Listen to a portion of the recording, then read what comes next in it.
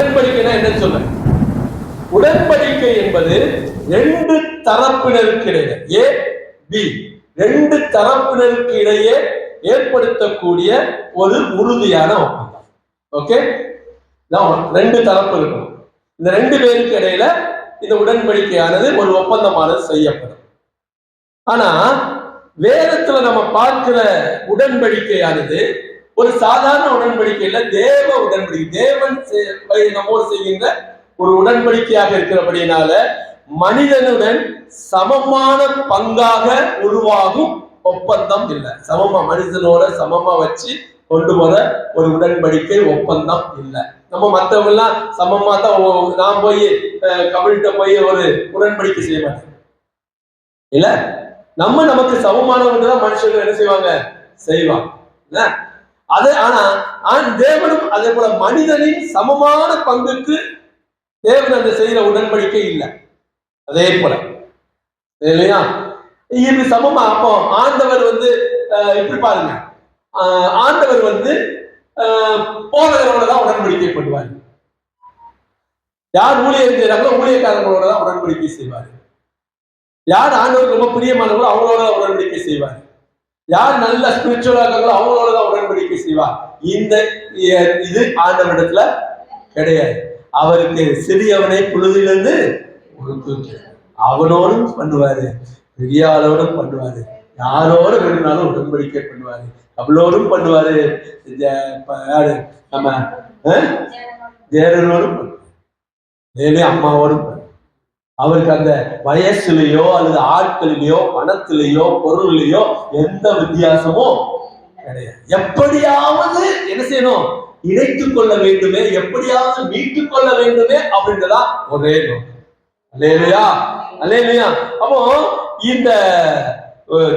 இந்த உடன்படிக்கை என்ன செய்யுது? ஆண்டவர் நம்மோடு கூட ஒரு உடன்படிக்கையை ஏற்படுத்தி அவரே அதை நிறைவேற்றவும் செய்தார். ரெண்டு பேருக்கு இடையில உடன்படிக்கை உருவாகுது. ரெண்டு பேருக்கு இடையில உடன்படிக்கை உருவாகுன்ற பொழுது ரெண்டு பேரும் அதை என்ன செய்யணும்? நிறைவேற்றணும். ஆண்டவர் உடன்படிக்கையை ஏற்படுத்தி அதை அவரே நிறைவேற்றவும் செய்கிறார். நான் சொல்றேன், இந்த உடன்படிக்கையில முக்கியமா என்ன காணப்படும் அப்படின்னு சொன்னா, ஒன்று தேவனுடைய வாக்குத்தத்தம் உள்ள இருக்கும். உடன்படிக்கை என்பது வாக்குத்தத்தம் உடன்படிக்கைக்குள்ள வருது. நம்ம வாக்குத்தத்தத்தை மட்டும் எடுத்து வச்சுக்கிட்டு உடன்படிக்கை நினைச்சிட்டு இருக்கிறோம். ஆண்டவனோட உடன்படிக்கை செஞ்சிருக்காரு, உன்னை வாளாக்காமல் தலையாக்குவேன், கீழாகாமல் மேலாகுவா. வாக்குத்தத்தம் அது உடன்படிக்கை இல்லை. அதுக்கு அந்த உடன்படிக்கை எப்படி வருது, அதுக்கு என்ன அப்படின்றது வாக்குத்தத்தம். தேவன் ஒரு வாக்குத்தத்தம் கொடுக்கிற அந்த உடன்படிக்கையில. இரண்டாவது, மனிதனுக்கு நமக்கு என்ன அந்த உடன்படிக்கையில என்ன பொறுப்பு இருக்கிறது அப்படின்றதையும் அவர் என்ன செய்வாரு? காட்டுவாரு. மூன்றாவது, நமக்கு ஒரு அடையாளத்தை கொடுப்பார் அல்லது ஒரு உருவகத்தை காட்டுவார்.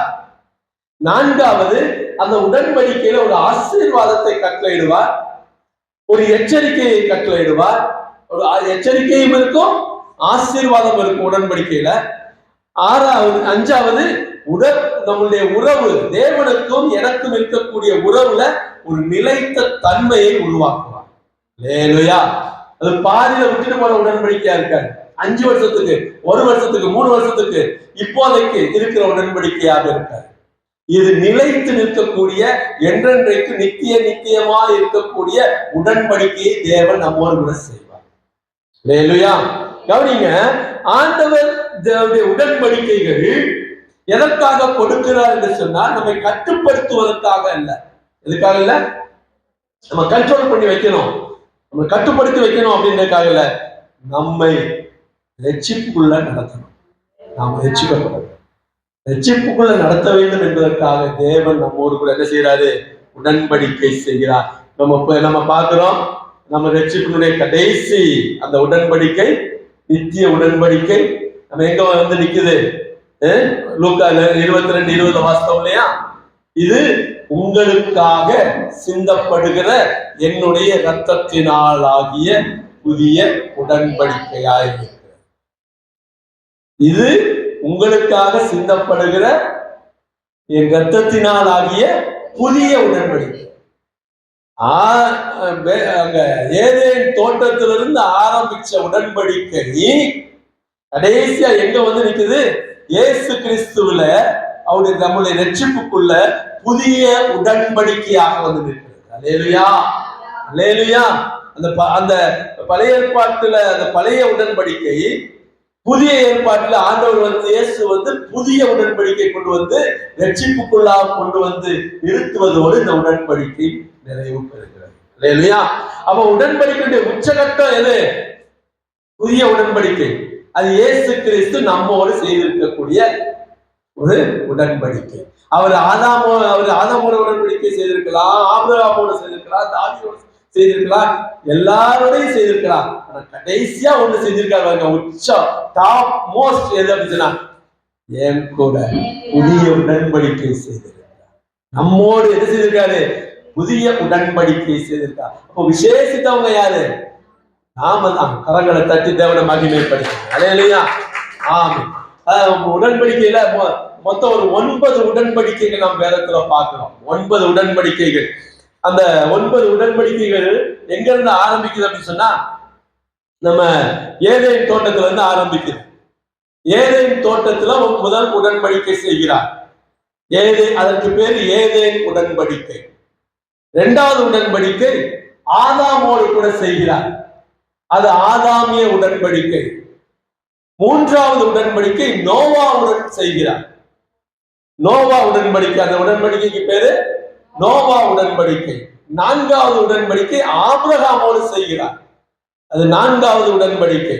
5வது உடன்படிக்கை மோசேயோடு செய்கிறார். மோசே, அந்த உடன்படிக்கைக்கு பேரு மோசேயின் உடன்படிக்கை. 6வது உடன்படிக்கை பினகாசோடு செய்கிறார். அந்த பினகாசோடு செய்கிற உடன்படிக்கைக்கு பேரு ஆசாரியத்துவ உடன்படிக்கை. அடுத்து 7வது உடன்படிக்கை தாவீதோடு செய்கிறார். தாவீதோடு செய்யக்கூடிய உடன்படிக்கைக்கு பேரு தாவீது உடன்படிக்கை. 8வது உடன்படிக்கை இஸ்ரேல் மக்களோடு, தேசத்தோடு, அவர்களுடைய அந்த கானான் தேசத்தினோடு செய்கின்ற அந்த தேசத்தோடு, இஸ்ரேல் தேசத்தோடு செய்கின்ற உடன்படிக்கை. அது 8வது உடன்படிக்கை, தேச உடன்படிக்கை. அடுத்து லேண்ட் கவர்னன்ட், அது ஆங்கிலம் சொல்லணும்னா லேண்ட் கவர்னன்ட். 9வது உடன்படிக்கை நம்மோடு செய்திருக்கக்கூடிய புதிய உடன்படிக்கை. அல்லேலூயா, அல்லேலூயா. இந்த 9 உடன்படிக்கைகள் பொதுவாக ஏற்றுக்கொள்ளப்படுகின்றன. சில சமயம் என்ன சொல்லுவாங்க, 8 உடன்படிக்கைகளை வைத்துக் கொள்வாங்க. எதை விட்டுருவாங்க அப்படின்னா, தேச உடன்படிக்கை ஒண்ணு இருக்கு இல்லையா, அந்த லேண்ட் கவர்னன்ட், அதை விட்டுட்டு 8ன்னு சொல்லுவாங்க. சிலர் என்ன செய்வாங்க, அந்த பினகாஸ் ஆசாரியத்துவ உடன்படிக்கை விட்டுட்டு 8ன்னு சொல்லுவாங்க. அதனால 8, சில பேர் 8, 9. ஆனா பொதுவாக 9 உடன்படிக்கைகளை நாம் என்ன செய்கிறோம், நம்ம இந்த வேதத்துல நாம் பார்க்கிறோம். ஏதேன் தோட்டத்துல தொடங்கி எங்க முடியுது? சிலுவையிலே முடிகிறது. அல்லேலூயா, அல்லேலூயா. இந்த உடன்படிக்கை சிலுவையில நிறைவேற்றி அது உச்சத்துல அவர் செய்கிறார். ஆமென். நாம இந்த உடன்படிக்கைகளை குறித்து நாம் பார்த்து கொண்டே வந்தோம் சொன்னா, உடன்படிக்கை என்பது வேறு, உடன்படிக்கை என்பது வேறு, பொருத்தனை என்பது வேறு. பொருத்தனையும் உடன்படிக்கையும் வெவ்வேறு. ரெண்டையும் ஒன்று சேர்க்கக்கூடாது. பொருத்தனைங்கிறது நான் எனக்கு, என்னை வைத்து நான் முடிவு செய்து கொள்வேன். இந்த பொருத்தனையை நான் நிறைவேற்றலாம், நிறைவேற்றாமலும் போகலாம், மறந்தே கூட போயிருவேன். யாரும் என்னை என்ன செய்ய முடியாது, கேள்வி கேட்க முடியாது. இது பொருத்தனை. தேவன் நம்மோடு கூட பொருத்தனை செய்யல, என்ன செஞ்சிருக்காரு? உடன்படிக்கை செய்கிறார். அப்ப அவர் அதை என்ன செய்ய மாட்டாரு, மறக்க மாட்டாரு, நிறைவேற்றாமல் இருக்க மாட்டாரு, நம்மளை சும்மா விட்டுறவும் மாட்டாரு. கொடுத்த உடன்படிக்கையை, செய்த உடன்படிக்கையை நிச்சயமாக, கண்டிப்பாக, உறுதியாக ஒரு நாள் செய்தே தீர்வார். அதுதான் பொருத்தனைக்கு உடன்படிக்கைக்கு உள்ள வித்தியாசம். ஏன் அதனால சொல்ற, தேவன் உடன்படிக்கையில உண்மை உள்ளவர், வாக்கு பண்ணுதுல உண்மை உள்ளவராக இருக்கிறார். அவர் வாக்குறுதி கொடுக்கிறார், உடன்படிக்கை செய்கிறார் என்று சொன்னார், அதிலே உண்மையாக இருக்கிறார். அப்போ உடன்படிக்கை நம்ம பார்க்கிறோம், 2 பேர் தேவை. ஒண்ணு ஆண்டவர் தேவன், இன்னொன்னு இன்னொரு ஆள். அது ஒரு நபராக இருக்கலாம், ஒரு குழுவாக இருக்கலாம், அல்லது ஒரு குழுவினுடைய பிரதிநிதியாக இருக்கலாம். ஒண்ணு தேவன் இருக்க தேவன், அடுத்த பார்ட்டி ரெண்டு, அது ஒரு நபர், தனிப்பட்ட நபராக இருக்கலாம், அல்லது ஒரு குழுவாக இருக்கலாம். இஸ்ரேல் ஜனங்கள், எபிரேயம் ஜனங்கள், தேவ ஜனங்கள், அப்படி ஒரு குழுவாக இருக்கலாம். மூன்றாவது, அந்த குழுவாக இருப்பவர்களுக்கு ஒரு பிரதிநிதி, ஒரு தலைமை, அந்த தலைமையாக இருக்கலாம். ஆண்டவர் மூன்று இதுகளோட என்ன செய்யறாரு? உடன்படிக்கையை செய்கிறார். புரியுதுங்களா? அப்போ ஒரு நபரோடு தனிப்பட்ட முறையில் செய்கிறதா என்னோடு செய்கிற உடன்படிக்கை, ஒரு குழுவோடு செய்கிற உடன்படிக்கை தான் நம்ம ஏதேன்ல இருந்து பார்த்துக்கிட்டே வரோம், பார்க்க போறோம். சரிங்களா? ஒரு குழுவின் தலைமைத்துவத்தோடு செய்கிற உடன்படிக்கை பார்த்து சொன்னா தாவீதோடு செய்த உடன்படிக்கை, ஆபிரகாமோடு செய்தது, ஆதாமோடு செய்தது, நோவாவோடு செய்தது. இதுல அவங்களோட இல்ல, நோவாவோடு செய்த உடன்படிக்கை நோவாவோடு செய்யல. அந்த குடும்பம், அந்த மக்கள், இவர்களுக்கு பிரதிநிதியாக நோவாவை பார்த்து. ஆபிரகாமோடு செய்த உடன்படிக்கை ஆபிரகாமுக்கு சொல்லல, ஆபிரகாமுடைய சந்ததிக்கு சொல்ற.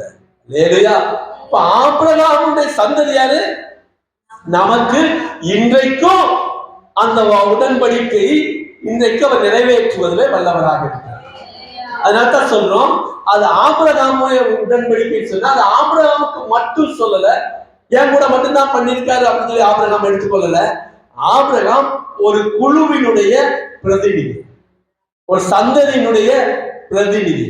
தாவீது ஒரு சந்ததியினுடைய, ஒரு ராஜ்யத்தினுடைய, அப்படி சொல்லலாம். தாவீது ஒரு ராஜ்யத்தினுடைய பிரதிநிதி. உனக்கு நிலையான ஒரு ராஜ்யத்தை கட்டுவேன் அப்படின்னு சொன்னா அது தாவீதுக்கு மாற்றம் இல்ல, தாவீதுக்கு அடுத்து அடுத்து அடுத்து அடுத்து வரக்கூடிய எல்லாருக்குமான ஒரு உடன்படிக்கை. அது அவனுக்கு மட்டும் இல்லை. அதே போல உங்களுக்கு புதிய ரத்தத்தினாலான என்னுடைய உடன்படிக்கையா இருக்குன்னு சொன்னா அந்த 12 பேருக்கு இல்ல, நம்ம எல்லாருக்கும் சந்ததியா கிறிஸ்துவின் சந்ததியா வருகிற எல்லாருக்குமான ஒரு தனித்துவமான பிரதிநிதித்துவமான ஒரு உடன்படிக்கை. நான் பார்த்த வரைக்கும் தனி நபரோடு ஆண்டவர் உடன்படிக்கை செஞ்சதா அதிகமா இல்லை வேதத்துல. இன்றைக்கு நம்மோடு கூட செய்யறாங்க இல்லையா? இன்றைக்கு புதிய உடன்படிக்கையானது நம்மோடு கூட ஒவ்வொருவரோடு கூட அவர் என்ன செய்திருக்காரு? செய்து கொண்டு இருக்கிறார். வேதம் அதை பற்றி அதிகமாக பேசல. அந்த பிரதிநிதித்துவம் பெற்றோர்களோடு தேவன் பண்ணின உடன்படிக்கையை அதிகமாக பேசப்பட்டது. அல்லேலூயா. இந்த உடன்படிக்கையில கட்டுப்பாடு இருக்கும், கண்டிப்பா என்ன இருக்கும்?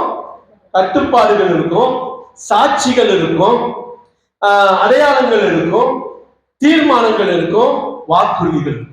ஆனால் உங்களோடு ஒரு உடன்படிக்கை பண்ணாலும் நிச்சயமா கட்டுப்பாடுகள் இருக்கும், அதுக்கு சாட்சி இருக்கும், அதுக்கு அடையாளங்கள் இருக்கும், அதுக்கு தீர்மானங்கள் இருக்கும், அதுக்கான வாக்கு தத்தங்கள் இருக்கும். அப்போ உடன்படிக்கை இத்தனை விஷயங்களை உள்ளடக்கிய ஒன்றாக தேவன் நமக்கு கொடுக்கிறார், தேவன் நம்மோடு கூட செய்கிறார் சொன்னா இந்த உடன்படிக்கையை நிறைவேற்றுவதில் அவர் எப்படி உண்மையுள்ளவரா இருக்கிறாரோ அதே போல உடன்படிக்கை அடுத்த செகண்ட் பார்ட்டி, இன்னொரு பார்ட்டி எப்படி இருக்கணும்? நிறைவேற்றுவதில் உண்மையாக இருக்கணும். அதான் உடன்படிக்கை. நானும் நம்ம பாஸ்டமாவும் ஒரு உடன்படிக்கை செய்திருக்கிறோம் என்று சொன்னா அந்த உடன்படிக்கையை அவங்க நிறைவேற்றுவதில் சரியா இருக்கணும், நானும் நிறைவேற்றுவதில் உண்மை உள்ளவனா இருக்கும் இல்லையா? தேவன் அப்படிதான் பார்க்கிறார் இல்லையா? உடன்படிக்கை நிறைவேற்றுவதில் 2 பேரும் எப்படி இருக்கணும்? மீறுதல் இல்லாம இருக்கும். இந்த உடன்படிக்கையை முடித்து போட்டு விடக்கூடாது, இந்த உடன்படிக்கையை விட்டுறக்கூடாது, அதை கடைபிடிக்கல சரியா இருக்கணும் அப்படிதான் நம்ம நினைக்கிறோம். ஆனா ஆண்டவர் அப்படி நினைக்கிறோம். நீ செய்யறியோ செய்யலையோ, நீ கேட்கிறியோ கேட்கலையோ, உனக்கு சம்மதமோ இல்லையோ, நான் செய்யறதை நான் செஞ்சுக்கிட்டே தான் இருப்பேன். நான் சொல்லிட்டேன்ல, உன் கூட உடன்படிக்கை வச்சுட்டேன்ல, நான் உனக்காக செய்யறத செய்து கொண்டேதான் இருப்பேன். அது நீ பதிலாக எனக்கு செய்ய வேண்டும் என்ற கட்டாயம் இல்லை. நான் சொல்றது புரியுதா? உடன்படிக்கை ரெண்டு பேருமே அதை நிறைவேற்றணும், இல்லைன்னா அதுக்கு தண்டனை கூட உண்டு. யார் முடிச்சாங்களோ அவங்களுக்கு என்ன உண்டு? தண்டனை உண்டு.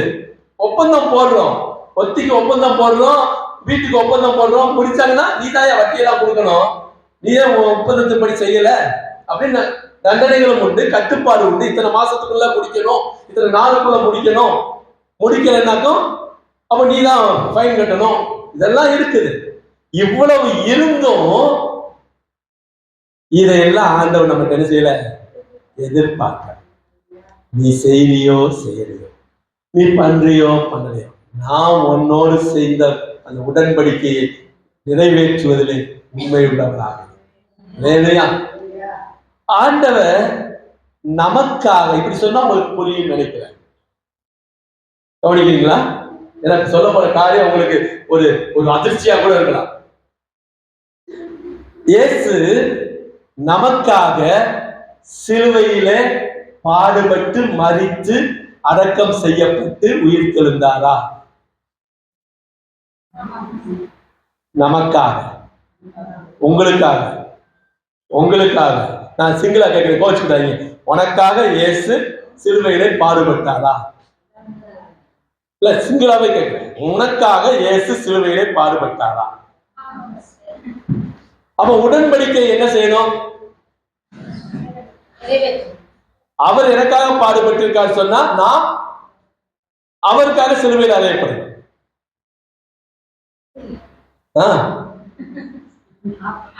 அவர் எனக்கு 1000 ரூபாய் கொடுத்திருக்காரு சொன்னா நான் பதிலுக்கு என்ன செய்யணும்? 1000 ரூபாய் கொடுக்கணும்ல. எனக்கு இப்படி கேட்கிறேன், இன்னொரு கேள்வி இப்படி கேட்கிறேன், உங்களுக்கு பதிலாக இயேசு சிலுவை சுமந்து மரித்து அடக்கம் செய்யப்பட்டாரா? உங்களுக்கு பதிலாக. அப்ப உங்களுக்கு பதிலாக ஒருத்தர் செஞ்சிருக்காருன்னு சொன்னா அவருக்கு பதிலாக நீங்க திரும்பவும் செய்யணும்ல. அதான உடன்படிக்கை. எனக்கு பதில அவர் போயிட்டு வந்தாரு, அடுத்து அவர் சான்ஸ் வரும்போது நான் என்ன செய்யணும்? அவருக்கு பதில நான் போகணுமா இல்லையா? டீச்சருக்கு தெரியும், ஒரு கிளாஸ் எனக்கு பதில் அவங்க எடுத்தாங்கன்னா அவருக்கு பதில் ஒரு கிளாஸ் நான் என்ன செஞ்சாகணும்? எடுத்தாகணும். அதான உடன்படிக்கை, அதான சரியா இருக்கும். இப்ப எனக்கு பதிலாக இயேசு மரித்தாரா? சிலுவையிலே அறையப்பட்டாரா? இன்னைக்கு நிறைய அப்படிதான் சொல்லிட்டு இருக்கிறோம். நாம அறையப்படணும், நாம செஞ்ச பாவங்களுக்காக சிலுவையில நாம அறையப்படணும். நமக்கு பதிலாக இயேசு அறையப்பட்டார். உடன்படிக்கை என்ன? நீங்க எனக்கு ஒண்ணு செஞ்சா நான் உங்களுக்கு பதிலுக்கு செய்யணும். நீங்க எனக்கு என்ன செய்றீங்களோ அதை நான் உங்களுக்கு பதிலுக்கு செய்யணும். இப்ப எனக்காக இயேசு, எனக்கு பதிலாக இயேசு சிலுவையில் அறையப்பட்டார் என்று சொன்னார். அவருக்கு பதிலாக நான் ஒரு நாள், என்னைக்காவது ஒரு நாள் சிலுவையில அறையப்பட வேண்டுமா? என்றைக்காவது ஒரு நாள் அவருக்காக நான் சிலுவையில் அறையப்பட வேண்டுமா? நாம அப்படிதான் நினைச்சுக்கிட்டு இருக்கிறோம். ஏன்னா உடன்படிக்கை என்பது அதுதான். நான் என்ன செய்யணும்? அதை நீ எனக்கு, நான் இப்போ உனக்கு 10 ரூபா கொடுத்துருக்கிறேன், 1000 ரூபா கொடுத்துருக்கேன்னா நீ உனக்கு எப்போ உனக்கு வாய்ப்பு கிடைக்குதோ அப்போ எனக்கு திருப்பி கொடு. நம்மளுடைய அது அதானே, நான் இப்ப கொடுக்குறேன், நீ அப்புறம் கொடு. அதான் உடன்படிக்கையில ஒத்து போக முடியும், 2 பேரும் அண்டர்ஸ்டாண்டிங்கோட போக முடியும். நான் மட்டுமே உனக்கு கொடுத்துக்கிட்டே இருக்கணும், நான் மட்டுமே உனக்கு செஞ்சுக்கிட்டே இருக்கணும், நான் மட்டுமே இருந்தா உடன்படிக்கையே தேவையில்லைப்போ. இல்லையா? ஆண்டவர் அப்படி நினைக்கல. நீ எதுவும் செய்யவே வேண்டாம்ப்பா, நான் உனக்காக, உனக்கு பதிலாக இல்லை, உனக்காக சிலுவையிலே மரித்தேன். புரியுதா? உனக்காக என்பதற்கும் உனக்கு பதிலாக என்பதற்கு வித்தியாசம் இருக்கு. எனக்காக அடி வாங்கி இருக்கிறாரு, நான் திருப்பி அடி வாங்கணும்னு சொல்லல அவர். ஆனா எனக்கு பதிலாக அவர் அடி வாங்கினா அவருக்கு பதிலாக ஒரு நாள் நான் என்ன செய்யணும்? அடி வாங்கணும். அதனால உனக்காக என்பதற்கும் உனக்கு பதிலாக தேவன் சிலுவையில் அறையப்பட்டார், நீ அடி வாங்கி இருக்கணும், நீ சிலுவையில் அறையப்பட்டிருக்கணும், அதுக்கு பதிலா இயேசு தொங்கினான்னு சொல்வது, உனக்கு பதிலா அவர் தொங்கல, மீது வைத்த அன்பினால. உன்னால முடியாதுன்னு அவருக்கு தெரியும். உன்னால கூடாத காரியம்னு அவருக்கு தெரியும். உன்னால அந்த உடன்படிக்கையில் நிலைத்து நிற்க முடியுமான்னு தெரியும். உனக்கு பதில் அல்ல, அவர் நமக்காக சேர்த்து உனக்காக அவர் சிலுவையிலே பலியார். புரியுதுங்களா? புரியுதுங்களா? அதனால இவன் எனக்கு பதிலா ஆண்டவரே எனக்கு பதிலா நீங்க அறையப்பட்டீங்க, நான் அறையப்பட்டிருக்கணும், நான் அடிபட்டிருக்கணும், நான் அடி வாங்கிக்கணும், எனக்கு பதிலா நீங்க சரி இப்போ 2000 பேசு உங்களுக்கு உனக்கு பதிலா இருக்கா, 2030 நீங்க வேணா அவருக்கு பதில சிலுவையில் அறையப்படுங்க, சரியாயிருமா? அப்படிப்பட்ட தேவன் நம்ம மீது அன்பு வைக்கல, நம்ம மீது கிருபையா. நீ எனக்காக என்ன செய்ய வேண்டியதில்லை, பாடுகள் பட வேண்டியது இல்லை, உன் தலையில முள்முடியோ கிரீடமோ இது வைக்க வேண்டியதில்லை, நீ சவுக்கடி பட வேண்டியதில்லை, எல்லாம் உனக்காக நான் வாங்கிட்டேன். எனக்காக நீ எதையும் செய்யணும் இல்லை, எனக்காக ஒன்னே ஒன்று செய். என்ன செய்? ஒரு பரிசுத்தமான ஒரு வாழ்க்கை, என்னை பின்பற்றக்கூடிய அன்பு, இந்த இடத்துல அன்பாயிரு, ஒரு ரட்சிப்பை பெற்றுக்கொள், அது போதும். எனக்காக நீ திரும்பவும் சிலுவையில, நானும் பாருங்க இன்னைக்கு பாருங்க நிறைய வெளிநாடுகள்ல பாருங்க சிலுவையில அரைச்சிக்கிடுவாங்க, அரைஞ்சிக்கிடுவாங்க, அப்படி வச்சுக்கிடுவாங்க, தொங்கிக்கிடுவாங்க, ஊடுருடுவாங்க, ஓடிக்கிடுவாங்க. இயேசு எனக்காக காயப்பட்டார், நான் அவருக்காக ஒரு சின்ன அடிபடக்கூடாதா? அதுக்கு பதிலா ஈக்குவல் ஆகுமா? எவ்வளவு செஞ்சாலும் ஆகாது. ஆண்டவர் மட்டும் எதிர்பார்க்கல, அதற்கு பதிலா என்ன வேண்டி கேட்கிறாரு, நீ என்னை அன்பு செய். அந்த அன்புக்கு பேர் தான் அகாபே அன்பு, எதையும் எதிர்பாராமல் செய்கிற தெய்வீக அன்பு. நம்மகிட்ட இருந்து ஒன்னும் எதிர்பார்க்கிற, நீ பதிலுக்கு அன்பு செய்வியா மாட்டியா, நீ கொடுப்பியா கொடுக்க மாட்டியா, வருவியா வர மாட்டியா, இது எதையும் அவர் எதிர்பார்க்கல. நான் உன்னை மீட்பதற்காக உடன்படிக்கை செய்திருக்கிறேன். தேவன் என்ன செய்ய உடன்படிக்கை செய்வேன், அதை நான் என்ன செய்வேன், நிச்சயமாக நிறைவேற்றுவேன். என் ரத்தத்தை கொடுத்து புதிய உடன்படிக்கையை நான் ஏற்படுத்திட்டேன். இதை நீ திரும்ப பதிலுக்கு ரத்தத்தை கொடுன்னு நான் கேட்கல, திரும்ப உன்னுடைய அன்பை காட்டு, அதை ஏற்றுக்கோ. நான் கொடுத்திருக்கேன் அப்படின்றத ஏற்றுக்கோ. அது ஆக ஒரு காரியத்தை நான் திரும்ப சொல்றேன் உங்களுக்கு, எனக்கு பதிலாக இயேசு சிலுவையில் அறையப்படவில்லை, எனக்காக அறையப்படும். இல்லையா? நான் தண்டனை பெற்றிருக்கணும், நான் அடி வாங்கி இருக்கணும், நான் சிலுவை சுமந்திருக்கணும், நான் இல்ல, அதெல்லாம் நம்மளால முடியாதுன்னு அவருக்கு தெரியும். அவர் பட்ட காயங்களுக்கு எதுவுமே ஈடு இல்லை. எனக்காக, எனக்கு பதில் ஆண்டவர் வாங்கிட்டான்னு சொல்லி நம்ம என்ன செஞ்சோம்னா இனிமே ஜெபம் பண்ணிடுவோம். ஆண்டவர் எனக்கு பதிலா நீங்க அடி வாங்கினீங்களே பார்த்து நானும் பிரசங்கம் பண்ணிடக்கூடாது. இல்லையா? அந்த அன்பு தெய்வீக அன்பு, அந்த உடன்படிக்கை தான் நம்ம வேதத்துல பார்க்கணும். அப்படிப்பட்ட ஒரு உடன்படிக்கை தான் ஆண்டவர் நம்மோடு கூட செய்திருக்கிறார். நம்மகிட்ட அந்த அந்த அவர் எனக்காக செய்திருக்கிறார், எனக்கு பதிலாக இல்லை. பக்கத்தில் சொல்லுங்க, எனக்காக செஞ்சிருக்கிறாரு, எனக்கு பதிலா செய்யல. அவர் போறதுக்கு பதிலா இன்னொரு ஆள் அனுப்பல, நான் போறதுக்கு பதிலா அவர் போகல. கணக்குப்படி பார்த்தா நான் தான் சிலுவையில மறித்து, அப்ப நான் தான் வீட்டில் இருக்கணும். அது வரைக்கும் போடும்ல, இல்ல, அவர் எனக்காக மறித்தார், எனக்காக பாடுகள். நம்ம எந்த சூழ்நிலையிலும் எனக்கு பதிலாக இயேசு, நீங்க சிலுவையில் அறையப்பட்டீங்களே, நான் அறையப்பட வேண்டியிருக்க, நான் வேதனைப்பட வேண்டியிருக்க, எனக்கு பதிலாக ஆண்டவர் நீங்க சிலுவையில் அறையப்பட்டீங்கன்னு சொல்ல கூடாது. உடன்படிக்கை அது அல்ல. இல்லையா? அப்போ இயேசு இந்த உடன்படிக்கை அவர் 2 பேர், நானும் தேவனும் உடன்படிக்கை என்னோட கூட பண்ணியிருக்கிறாரு. ஆனா என்னுடைய சம்மதத்தையோ என்னுடைய பதிலையோ என்னுடைய மறு காரியத்தையோ அவர் என்ன செய்யல, எதிர்பார்க்கல. அவரே உடன்படிக்கை செய்தார், அவரே நிறைவேற்றுகிறார், அவரே எல்லாவற்றையும் நடத்தி முடிக்கிறார். அது எப்படின்னா, இன்னும் விளக்கமா சொல்லணும் அப்படின்னா, அவரே பாடத்தையும் பாதி படிக்கிறார், அவரே கேள்வி கேட்கிறாரு, அவரே பரீட்சை எழுதுறாரு, அவரே மார்க்கும் போட்டுக்கிறாரு, நமக்கே வெற்றி அப்படின்னு சர்டிபிகேட் கையில கொடுக்கிறாரு. நான் எதுவுமே செய்யல, எல்லாம் செஞ்சது அவர், சர்டிபிகேட் மட்டும் எனக்கு. இப்ப அப்படிதான் நம்ம சர்டிபிகேட் வாங்கி வச்சிருக்கோம். நீதிமான்கள், பரிசுத்தவான்கள் அப்படி சர்டிபிகேட் எப்படி வாங்கி வச்சிருக்கோம்? நம்ம ஒண்ணுமே செய்யல, எதுவுமே செய்யாம சர்டிபிகேட் மட்டும் நமக்கு இல்லையா? ஆமேன் ஆமேன். அதான் சில மருத்துவர்கள் எழுதி போட்டிருப்பாங்க, கிறிஸ்தவ மருத்துவர்கள்,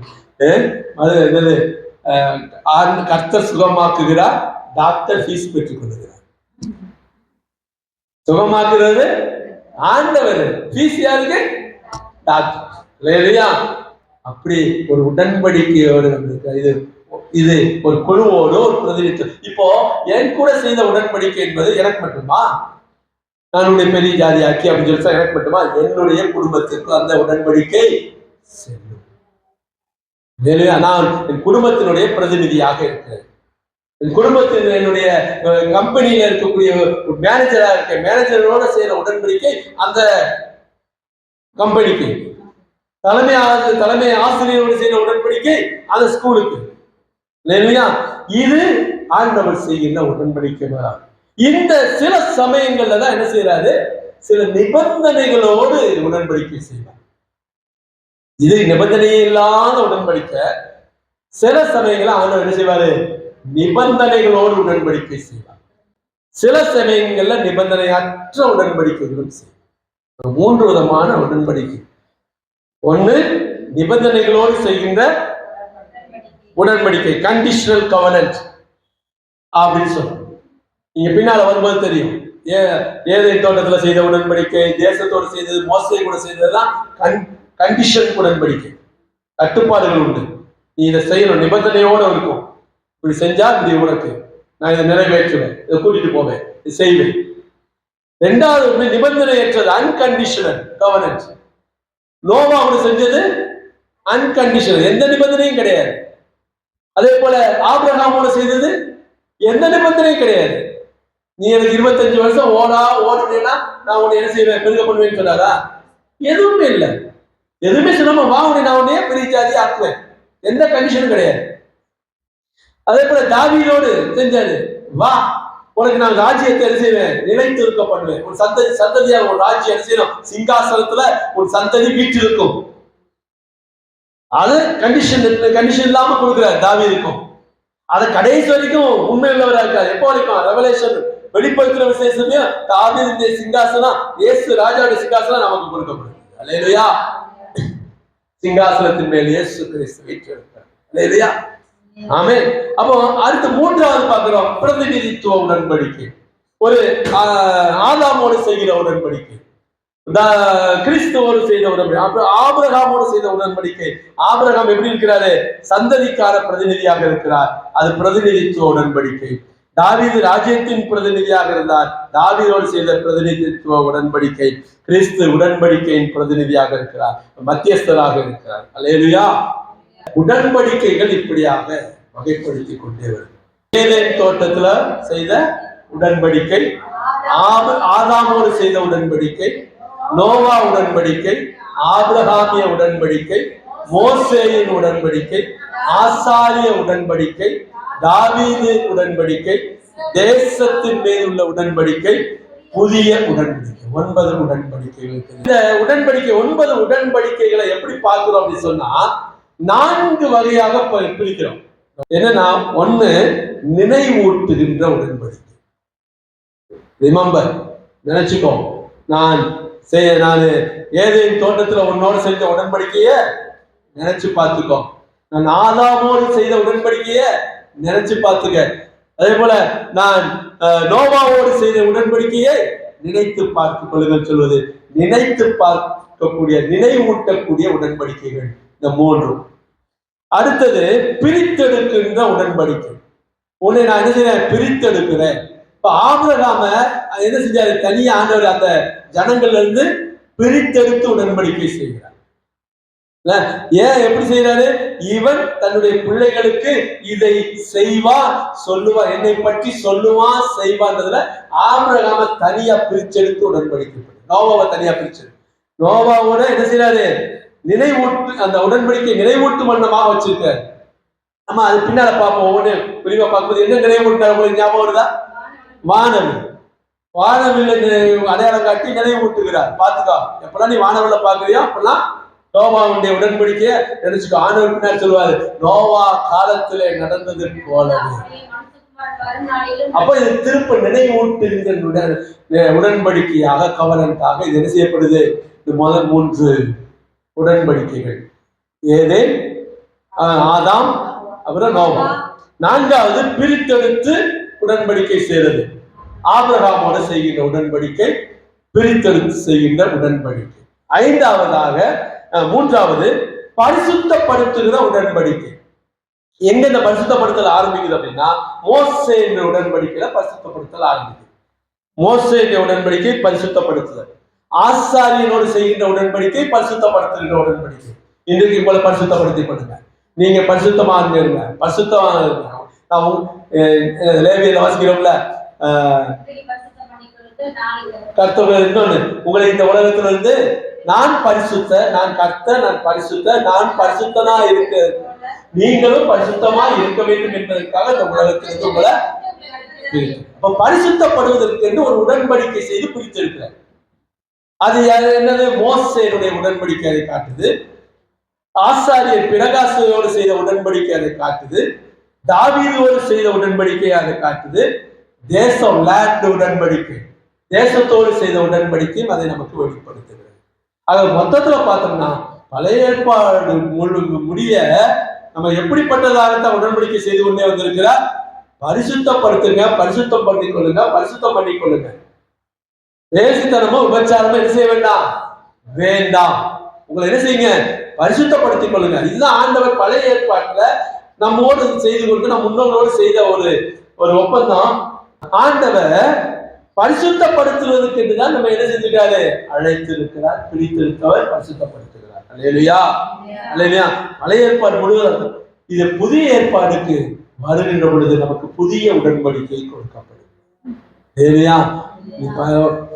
இயேசு கிறிஸ்துவுக்குள் நாம் என்ன செய்கிறோம், பரிசுத்தப்படுத்தப்படுகிறோம். அவருடைய ரத்தம் நம்மை பரிசுத்தப்படுத்தும். அவருடைய ரத்தம் நம்மை நீதிமானாய் மாற்றுவது. அவருடைய ரத்தம் நம்ம பாவங்களை எல்லாம் மன்னிக்கிறது, பரிந்து பேசுகிறது. அவர் புதிய இரத்தத்தினால் ஆகிய உடன்படிக்கையை நமக்கு கொடுத்து புதிய உடன்படிக்கையை ஏற்படுத்துகிறார். அல்லேலூயா. இந்த புதிய உடன்படிக்கை மற்ற 8 உடன்படிக்கைகளும் ஒரு நான் செஞ்சேன் நீ செய்யணும், கண்டிஷனல். சிலது கண்டிஷனலா இருந்துச்சு, சிலது அன்கண்டிஷனலா இருந்துச்சு.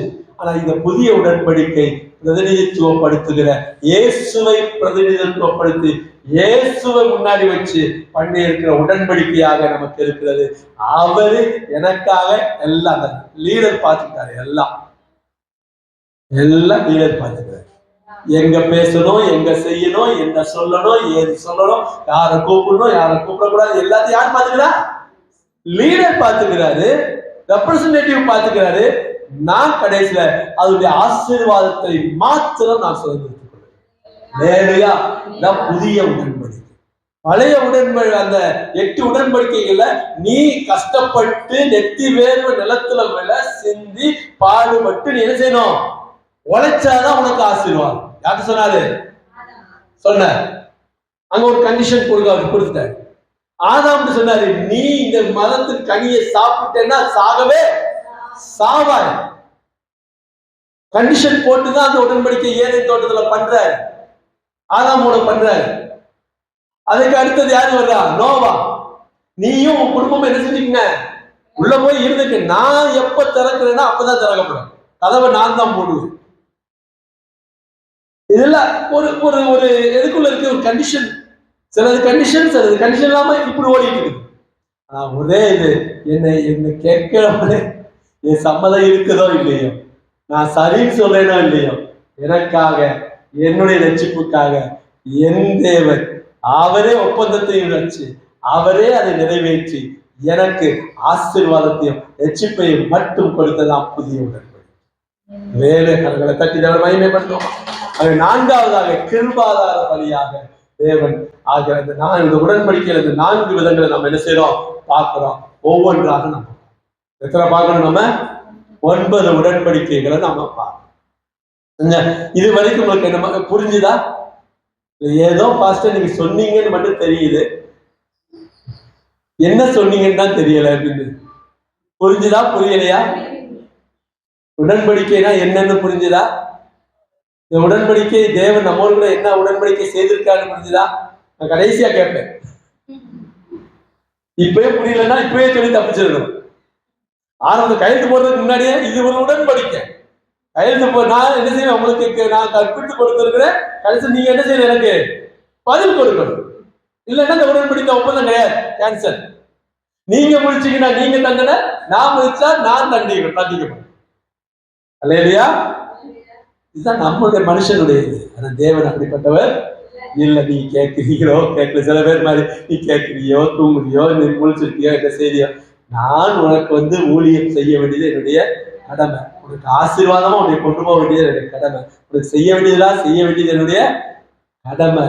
அது நான் ஆண்டவர்கிட்ட சொல்லிட்டேன், ஒப்பந்தம் பண்ணிட்டேன். அதனால நான் இது செய்தேன் தீருவேன். பதிலுக்கு நான் உங்களிடமிருந்து எதையும் எதிர்பார்க்கவில்லை என்பதுதான் தேவனுடைய நாம மகிமைப்படுவதாகும். முதல் உடன்படிக்கை ஏதேன் உடன்படிக்கை. எங்க நடந்துச்சு? ஏதேன் தோட்டத்தில் நடந்தது.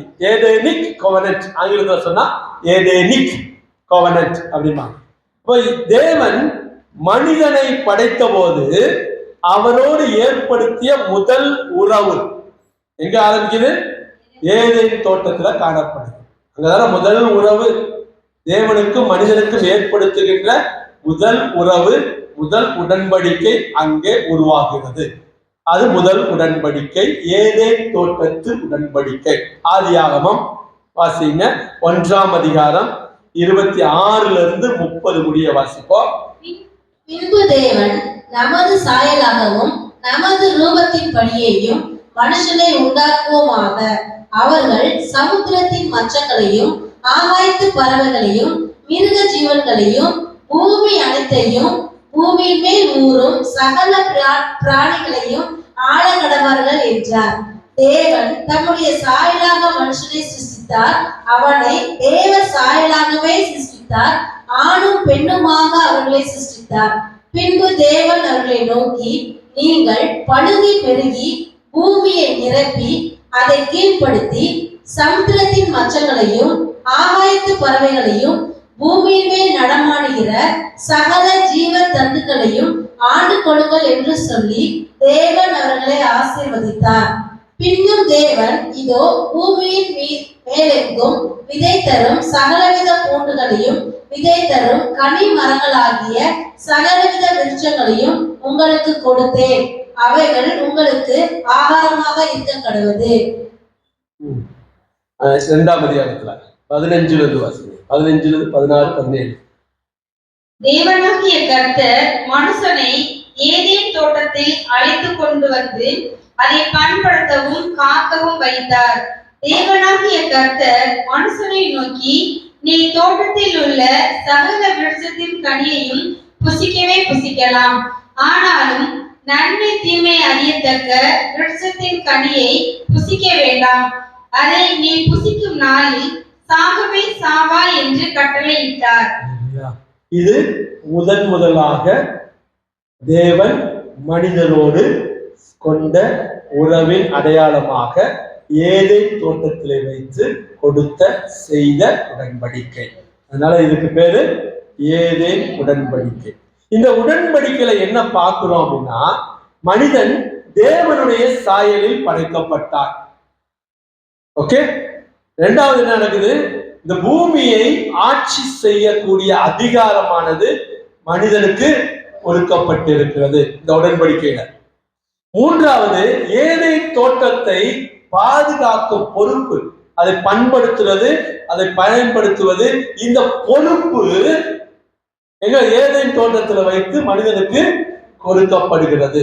4வது, நன்மை தீமை அறிகிற அறிவின் மரத்தின் கனியை தின்னக்கூடாது, கண்டிஷன், தின்னக்கூடாது என்று கட்டளையும் கொடுக்கப்படுகிறது. இது இந்த உடன்படிக்கையில உள்ளது. அப்பா 4 கண்டிஷன் போட்டிருக்கேன், 4 என்ன செஞ்சுக்கணும்? கடைபிடிக்கணும். நீ தான் இந்த தோட்டத்தை பார்த்துக்கணும், தினமும் என்ன செஞ்சணும்? வேலையை பார்க்கணும், வேலையை பார்த்து கொத்தி விடணும், நல்லா பார்த்துக்கணும். அப்புறம் அந்த நீ உன்னைய நான் ஏன் சாயல உன்னைய படைக்கிறேன், 2 கண்டிஷன். அடுத்து இந்த பூமியை பூரா நீ என்ன செஞ்சுக்கலாம்? ஆண்டு ஆளுகை செய்து கொள்ளலாம். நன்மை அந்த ஆனா ஒண்ணே ஒண்ணு, அந்த கனியை மட்டும் ஜீவ விருட்சத்தின் கனியை மட்டும் நீ என்ன செய்யக்கூடாது. முதல் உடன்படிக்கையில முக்கியமான அடையாளம் என்ன? ஜீவ விருட்சத்தின் கனியை, அதான் ஒரு அடையாளம். அந்த விருட்சத்தின் கனியை என்ன செய்யக்கூடாது. நன்மை தீமை நன்மை தீமை நன்மை தீமை அறியக்கூடிய. இப்ப மனிதன் ஆனா அந்த உடன்படிக்கை பண்ணியாச்சு. ரைட் ஆண்டவரே, கண்டிப்பாங்க, எஸ் கண்டிப்பா கண்டிப்பா கண்டிப்பா நல்லா நல்லா உள்ளது, நல்லா அது பண்ணி சூப்பரா வரும். நீங்க நினைக்கிறதுக்கு மேல வச்சிருக்கிறேன். ஏன்னா நான் உங்களை மாதிரி படிச்சிருக்கீங்களா, எவ்வளவு பெரிய ஒரு அதிசயம். ஆண்டவர் நம்மளை எப்படி படிச்சிருக்காரு? அவரை மாதிரி படிச்சிருக்காரு. இன்னும் ஒவ்வொருத்தரையும் ஆண்டவர் எப்படி படிச்சிருக்காரு? அவருடைய சாயலாக படைத்திருக்கிறார். எப்ப எவ்வளவு பெரிய கிருபை, எவ்வளவு பெரிய இது. நான் விட்டுருவேனா இந்த உடன்படிக்கையில இருந்து நான் என்ன செய்ய மாட்டேன், ஒருபோதும் மாற மாட்டேன். அப்படிதான் மனசுல நினைச்சுக்கிட்டு இருந்தான். என்ன ஆச்சு? கனிய சாப்பிட்டாச்சு, பாவம் உலகத்துக்குள்ள வந்துருச்சு. ஒண்ணு. ரெண்டாவது நினைச்சு மரணம் மனிதனுக்கு நேரம் ஆயிடுச்சு, வந்துருச்சு, மரணம் வந்துருச்சு. மூன்றாவது தேவனுக்கும் மனிதனுக்குமான உறவு ஏதேன் தோட்டத்து உடன்படிக்கையில என்ன ஆயிப்போச்சு, முறிஞ்சு போச்சு. நான்காவது சாபம் பூமியில. இப்ப உடன்படிக்கை ஏதேன் தோட்டத்து உடன்படிக்கையில ஆண்டவர் அவனை சுதந்திரமாக வாழ விட்டார், எல்லாம் செய். ஆனா ஒரே ஒரு கண்டிஷன் தான் போட்டார், இதை மட்டும் என்ன செய்யாத, சாப்பிடாதன்னாரு. அந்த கட்டளைக்கு அவன் என்ன செய்யல, கீழ்ப்படியல, ஆசீர்வாதத்தை இழந்து போனான். இதான் நம்மளுடைய அந்த ஏதேன் உடன்படிக்கை நமக்கு என்ன கற்றுக் கொடுக்குது அப்படின்னா, முதல் உடன்படிக்கை ஏதேன் தோட்டத்துல தேவன் மனிதனோடு செய்த உடன்படிக்கை எதை நமக்கு காட்டுகிறது சொன்னா, கீழ்ப்படிதல் ரொம்ப ரொம்ப அவசியம். நல்ல சுதந்திரமா இரு, நல்லா போ, நல்லா வா, நல்லா சாப்பிடு, எல்லாம் செய்ய, எல்லாத்தையும் சாப்பிடு, அந்த ஒண்ணை மட்டும் சாப்பிட.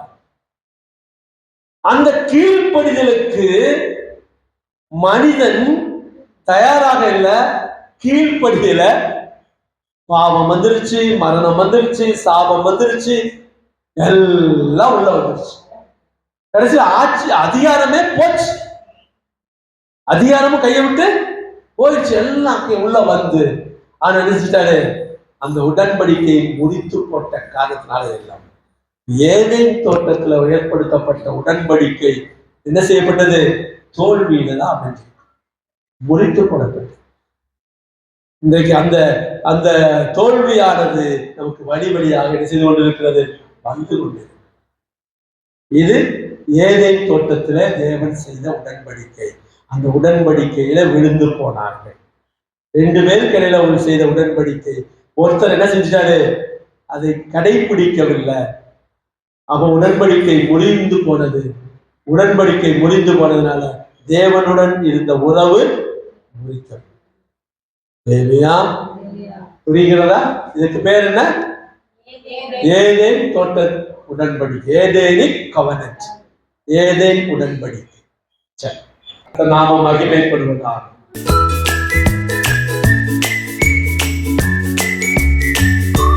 இரண்டாவது உடன்படிக்கை ஆதாமோடு செய்த உடன்படிக்கை.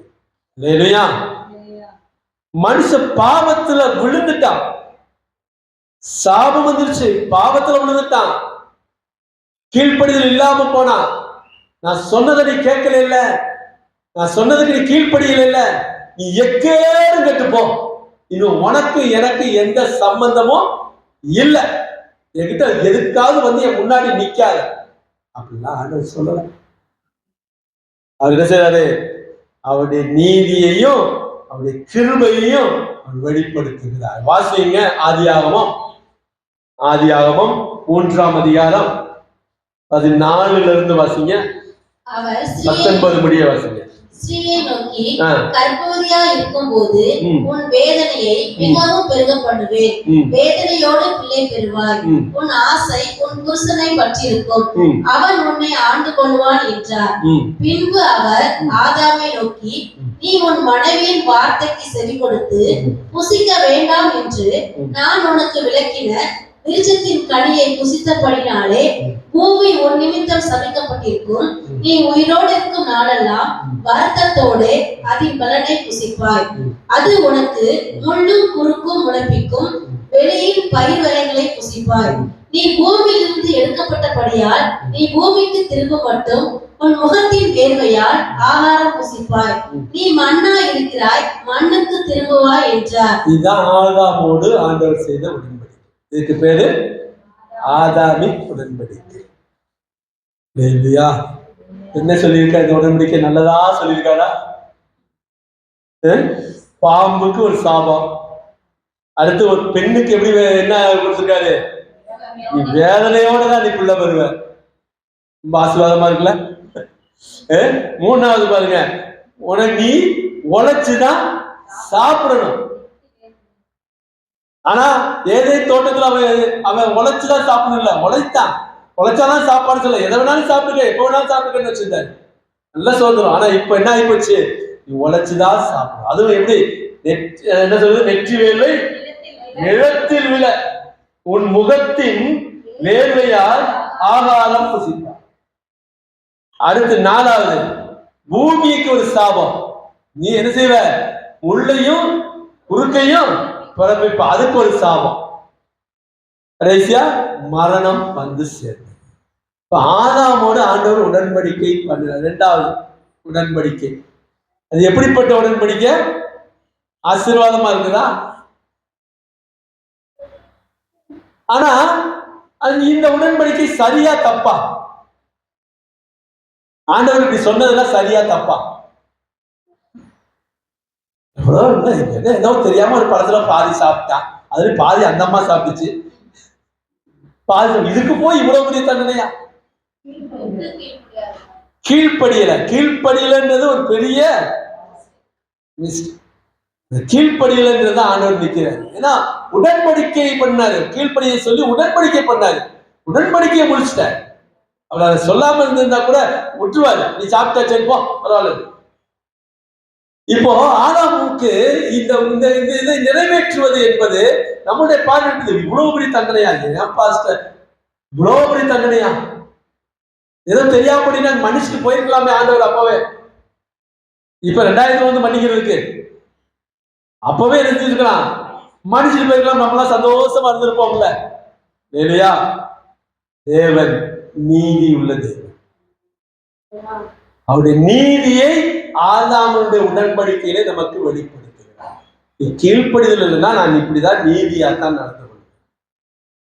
நான் நீதி உள்ள தேவன்.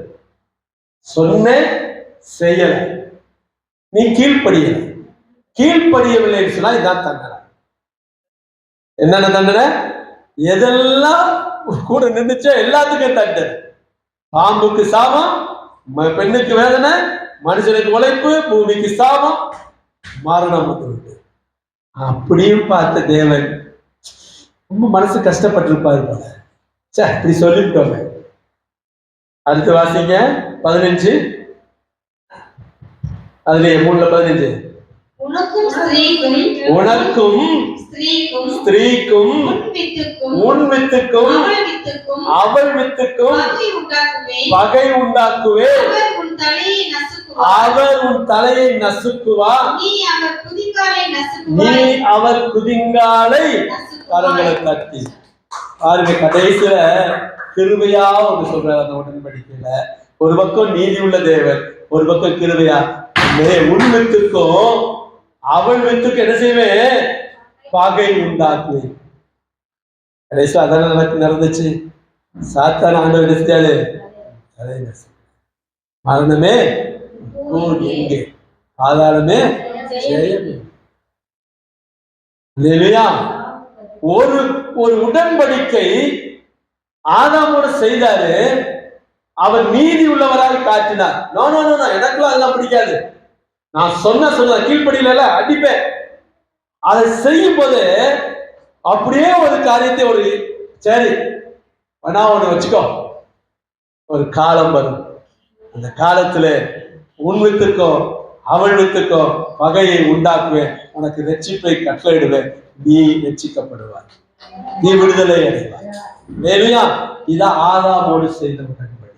அல்லேலூயா. அப்போ இயேசு கிறிஸ்துவனுடைய வெற்றியானது அங்க முன்கூட்டி என்ன செய்யப்பட்டுருச்சு? அறிவிக்கப்பட்டு விட்டது. அல்லேலூயா. ஏதேன் தோட்டத்துல இயேசு கிறிஸ்து வர்றாரா? எப்படி? ஏதேன் தோட்டத்தினுடைய ஆசீர்வாதம், ஜீவ விருட்சம் இயேசு கிறிஸ்து. வெளிப்படுத்தின விசேஷத்துல ஜீவ விருட்சம் தானே வருது. அங்கேயும் இயேசு, அந்த உடன்படிக்கையில இயேசு இருந்தார். இங்கேயும் ஆதாமுடைய உடன்படிக்கையில இயேசு இருக்கிறார். இல்லையா? இயேசுடைய வெற்றி தான் உன் வித்துக்கும் அவள் வித்துக்கும் நான் என்ன செய்வேன்? பகையை உண்டாக்குவேன். அல்லேலூயா. அல்லேலூயா. அப்போ தேவன் நீதி உள்ளவராக இருக்கிறார், அதே நேரத்துல கிருபை உள்ளவராகவும் இருக்கிறார். மனிதன் விழுந்த போதும் தேவன் அவனை துரத்தவில்லை. அல்லேலூயா. நம்மளை விட்டு கொடுக்கிறதுக்கு அவரு தயாரால. இன்னும் 1 வருஷம் பார்க்கணும். 3 வருஷம் ஓடிடுச்சு. காய கனிய காணும், என்ன செய்ய, வெட்டி போடு அப்படின்னு நீதி உள்ள தேவனாய் சொல்றாங்க. அதே தேவன் இன்னும் 1 வருஷம், இன்னும் 1 வருஷம் பரிந்து பேசுகிறவராக இயேசு கிறிஸ்து வந்து நிற்கிறார். அல்லேலூயா. அல்லேலூயா. இது 2வது உடன்படிக்கை. புரிஞ்சுதா? ஏதேன் உடன்படிக்கை எப்படி இருந்துச்சு? ஆதாம் உடன்படிக்கை எப்படி இருந்துச்சு தெரியுதா? 3வது உடன்படிக்கை நோவா உடன்படிக்கை, நோவாய்க் கவனன்ட். நோவாவுடன் செய்த உடன்படிக்கை. மனித குலத்தினுடைய பாவமானது மிகுதியான போது தேவன் உலகத்தை பிரளயத்தால் நியாயம் தீர்க்கிறார்.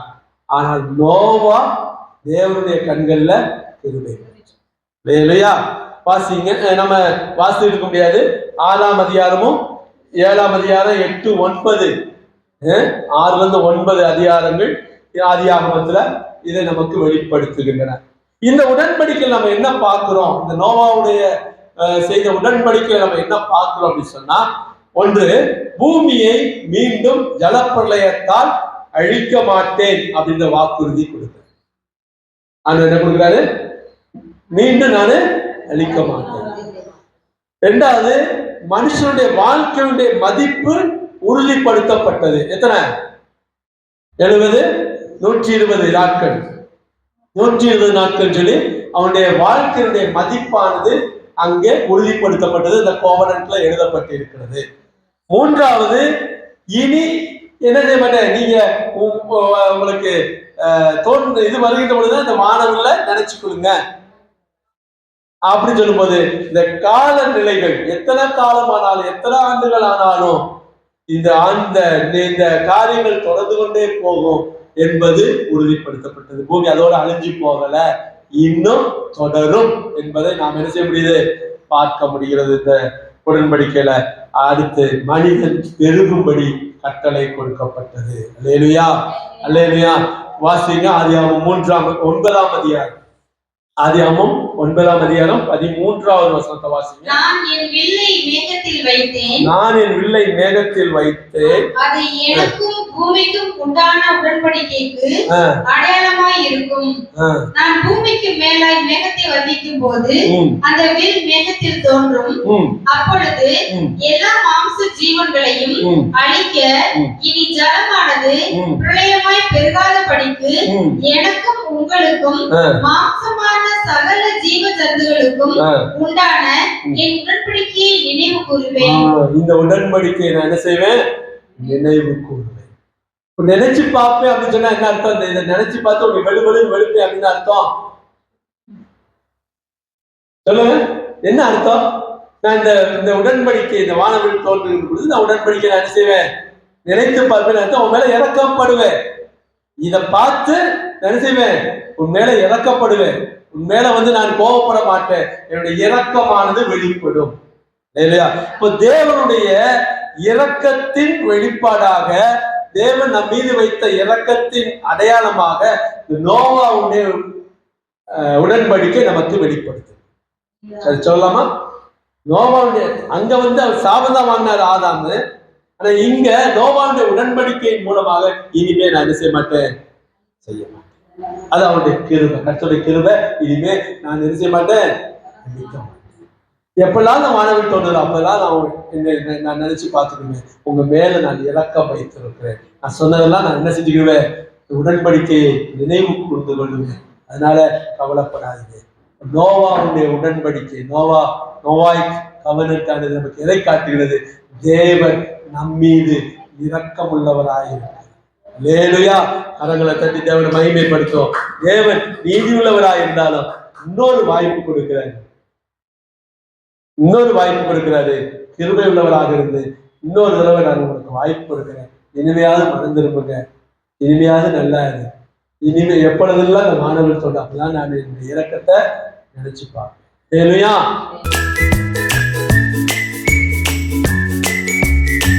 நான்காவது உடன்படிக்கை ஆபிரகாமிய உடன்படிக்கை, ஆபிரகாமிக் கவனன்ட், ஆபிரகாம் உடன்படிக்கை என்று சொல்லுது. வேதாகம வரலாற்றுல மிக முக்கியமான ஒரு உடன்படிக்கைன்னு சொன்னா இந்த ஆபிரகாம் உடன்படிக்கை தான். ஆமென்.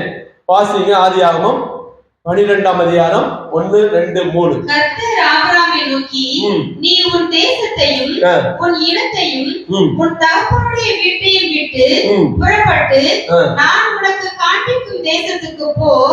நான் உன்னை பெரிய ஜாதியாக்கி உன்னை ஆசீர்வதித்து உன் பேரை பெருமைப்படுத்துவேன். நீ ஆசீர்வாதமாய் இருப்பாய். உன்னை ஆசீர்வதிக்கிறவர்களை ஆசீர்வதிப்பேன், உன்னை சபிக்கிறவர்களை சபிப்பேன். பூமியில் உள்ள வம்சங்கள் எல்லாம் உனக்குள் ஆசீர்வதிக்கப்படும் என்றார். கரங்களை தட்டி எவ்வளவு இதுல எந்த இது இல்ல பாருங்க, ஒரு கண்டிஷன் இல்ல இருக்கா? புறப்பட்டு போ, நான் உன்னை என்ன செய்வேன், பெரிய ஜாதியாக்கி உன்னை ஆசீர்வதித்து உன் பேரை பெருமைப்படுத்தி ஆசீர்வாதமா இருப்பாய். உன்னை ஆசீர்வதிக்கிறவங்களை ஆசீர்வதிப்பேன், உன்னை சபிக்கிறவங்களை சபிப்பேன். பூமியில வம்சம் எல்லாம் உனக்குள்ள என்ன செய்யப்பட்டிருக்கோம் இந்த உடன்படிக்கை. அதனாலதான் இந்த உடன்படிக்கை நம்ம எல்லாருக்குமே ரொம்ப பிடிக்கும். அடிக்கடி உன்னை ஆசீர்வதிப்பு பூமியில சகல வம்சங்களானது இந்த இந்த ஒண்ணு பெரிய ஜனமாக்குவேன். இந்த உடன்படிக்கை என்ன எழுதப்பட்டிருக்கு நமக்கு? உன்னை பெரிய ஜனமாக்குவேன், உன்னை ஆசீர்வதிப்பேன், உன் சந்ததியின் மூலம் ஜாதிகள் என்ன செய்யப்படும், ஆசீர்வதிக்கப்படும். கானான் தேசம் உனக்கு கொடுக்கப்படும். அல்லேலூயா. தேசம் உங்களுக்கு இப்போ இந்த தேசம் உனக்கு கொடுக்கப்படும். ஆக இந்த உடன்படிக்கை ரொம்ப விசேஷித்த ஒரு முக்கியமான உடன்படிக்கை. அதனாலதான் நம்ம இன்றைக்கு நம்ம என்ன சொல்லிக்கிறோம், நம்ம ஆபிரகாமின் சந்ததிகள், ஆபிரகாம். அந்த வாக்கு நல்லா இருக்குல்ல இந்த உடன்படிக்கை. அதனால இதை புரிதலுக்கு யாருக்கும் மனசு இல்லை. நான் ஆதாமின் சந்ததின்னு சொல்லி யாராவது சொல்லுவோமா? சொல்ல மாட்டான். வாங்கி கட்டிக்கிட்டான். நிறைய சாபமும் பாவமும் நிறைந்த உடன்படிக்கை இல்ல.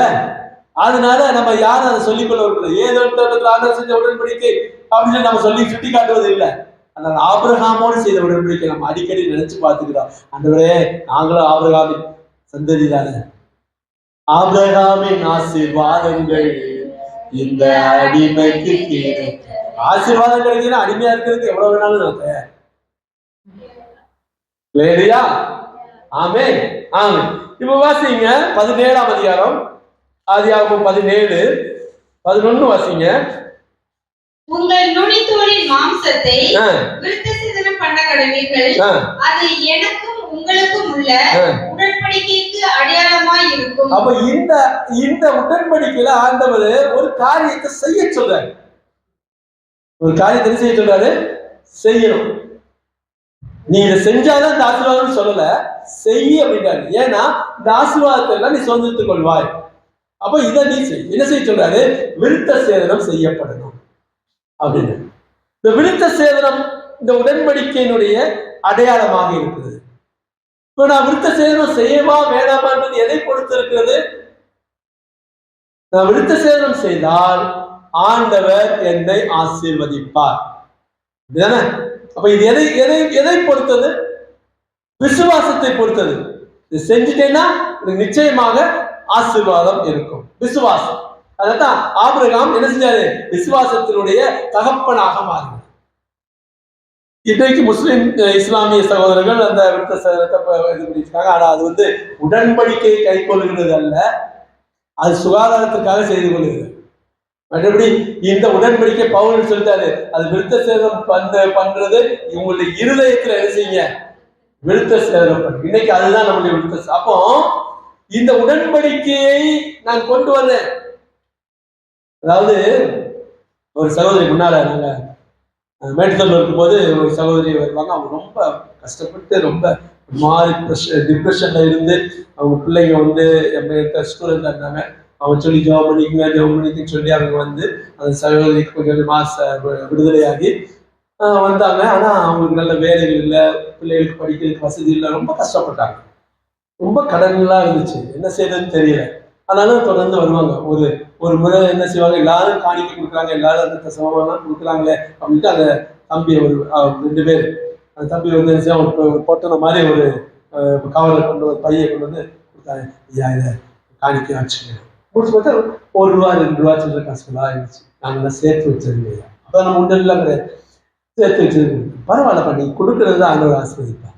நிச்சயமா உன்னை அவங்கள ஆசீர்வதிப்பா, அந்த கடன்லாம் அவங்களுக்கு மாறும் இல்லான்னு சொல்லி 1 வருஷம் கூட ஆகல. அவங்களுக்கு வாடகை கட்டுறதுக்கு முடியல. வீட்டை காலி பண்ணுங்கன்னு சொல்லிட்டாங்க. வீட்டை காலி பண்றதுக்காக எல்லாத்தையும் ஒதுங்க வைக்கும் போது பரன்ல இருந்து ஒரு பத்திரம் கீழே விழுது. எடுத்து பார்த்தா இவங்க பேர்ல இவங்க தாத்தாவுடைய சொத்து, இவங்களுக்காக எழுதப்பட்ட சொத்து. அந்த பத்திரம் கீழே விழுது. அதை கொண்டு போய் பத்திரத்தை இது பண்ணி அந்த இடத்த பார்த்து அந்த இடத்த வித்து அவங்க எல்லா கடனையும் அடைச்சிட்டு எல்லா பிள்ளைகளையும் படிக்க வச்சுட்டு, அப்போ அந்த விசுவாசம் பாருங்க, இருதயத்துல என்ன சொல்றாரு, நீங்கள் என்ன செய்யப்பட வேண்டும், இருதயத்துல விருத்த சேதனம் பண்ண. ஆபிரகாம் கிரியைகளினால விசுவாசம் நீதிமானாக்கப்படல. எதனால நீதிமானாக்கப்பட்டா? விசுவாசத்தினால் நீதிமான். ஆண்டவன் இதை செய்வார், என்னை ஆசீர்வதிப்பார். விசுவாசம், நான் இதை செய்வேன், அது நிச்சயமா என்ன ஆசை. இன்னைக்கு நம்முடைய இருதயங்கள் இன்றைக்கு இந்த உடன்படிக்கையை பிடித்துக் கொள்ளுகிறோம். அந்த உடன்படிக்கைக்கான விசுவாசம் நம்மகிட்ட இருக்குதான்னா நம்ம கொஞ்சம் யோசித்துதான் பார்க்கணும் இல்லையா? ரோமன் 4வது அதிகாரத்தை பாத்தீங்கன்னா ஆபிரகாம் என்ன சொல்லுது, விசுவாசத்தின் தந்தை, விசுவாச தகப்பன். 4ஆம் அதிகாரத்தில் வாசிக்கிறோம் ரோமன் 4ல. அதே போல இந்த உடன்படிக்கையும், இந்த 4வது உடன்படிக்கை என்ன உடன்படிக்கை? ஆபிரகாம் உடன்படிக்கை, ஆபிரகாமிய உடன்படிக்கை. இதுல கிறிஸ்து செயல்படுகிறாரா? கிறிஸ்து மையமா இருக்காரா? இதுல கிறிஸ்து எப்படி வர்றாரு? கிறிஸ்துவில இந்த உடன்படிக்கை நிறைவேறுகிறதா? நாம யாரு?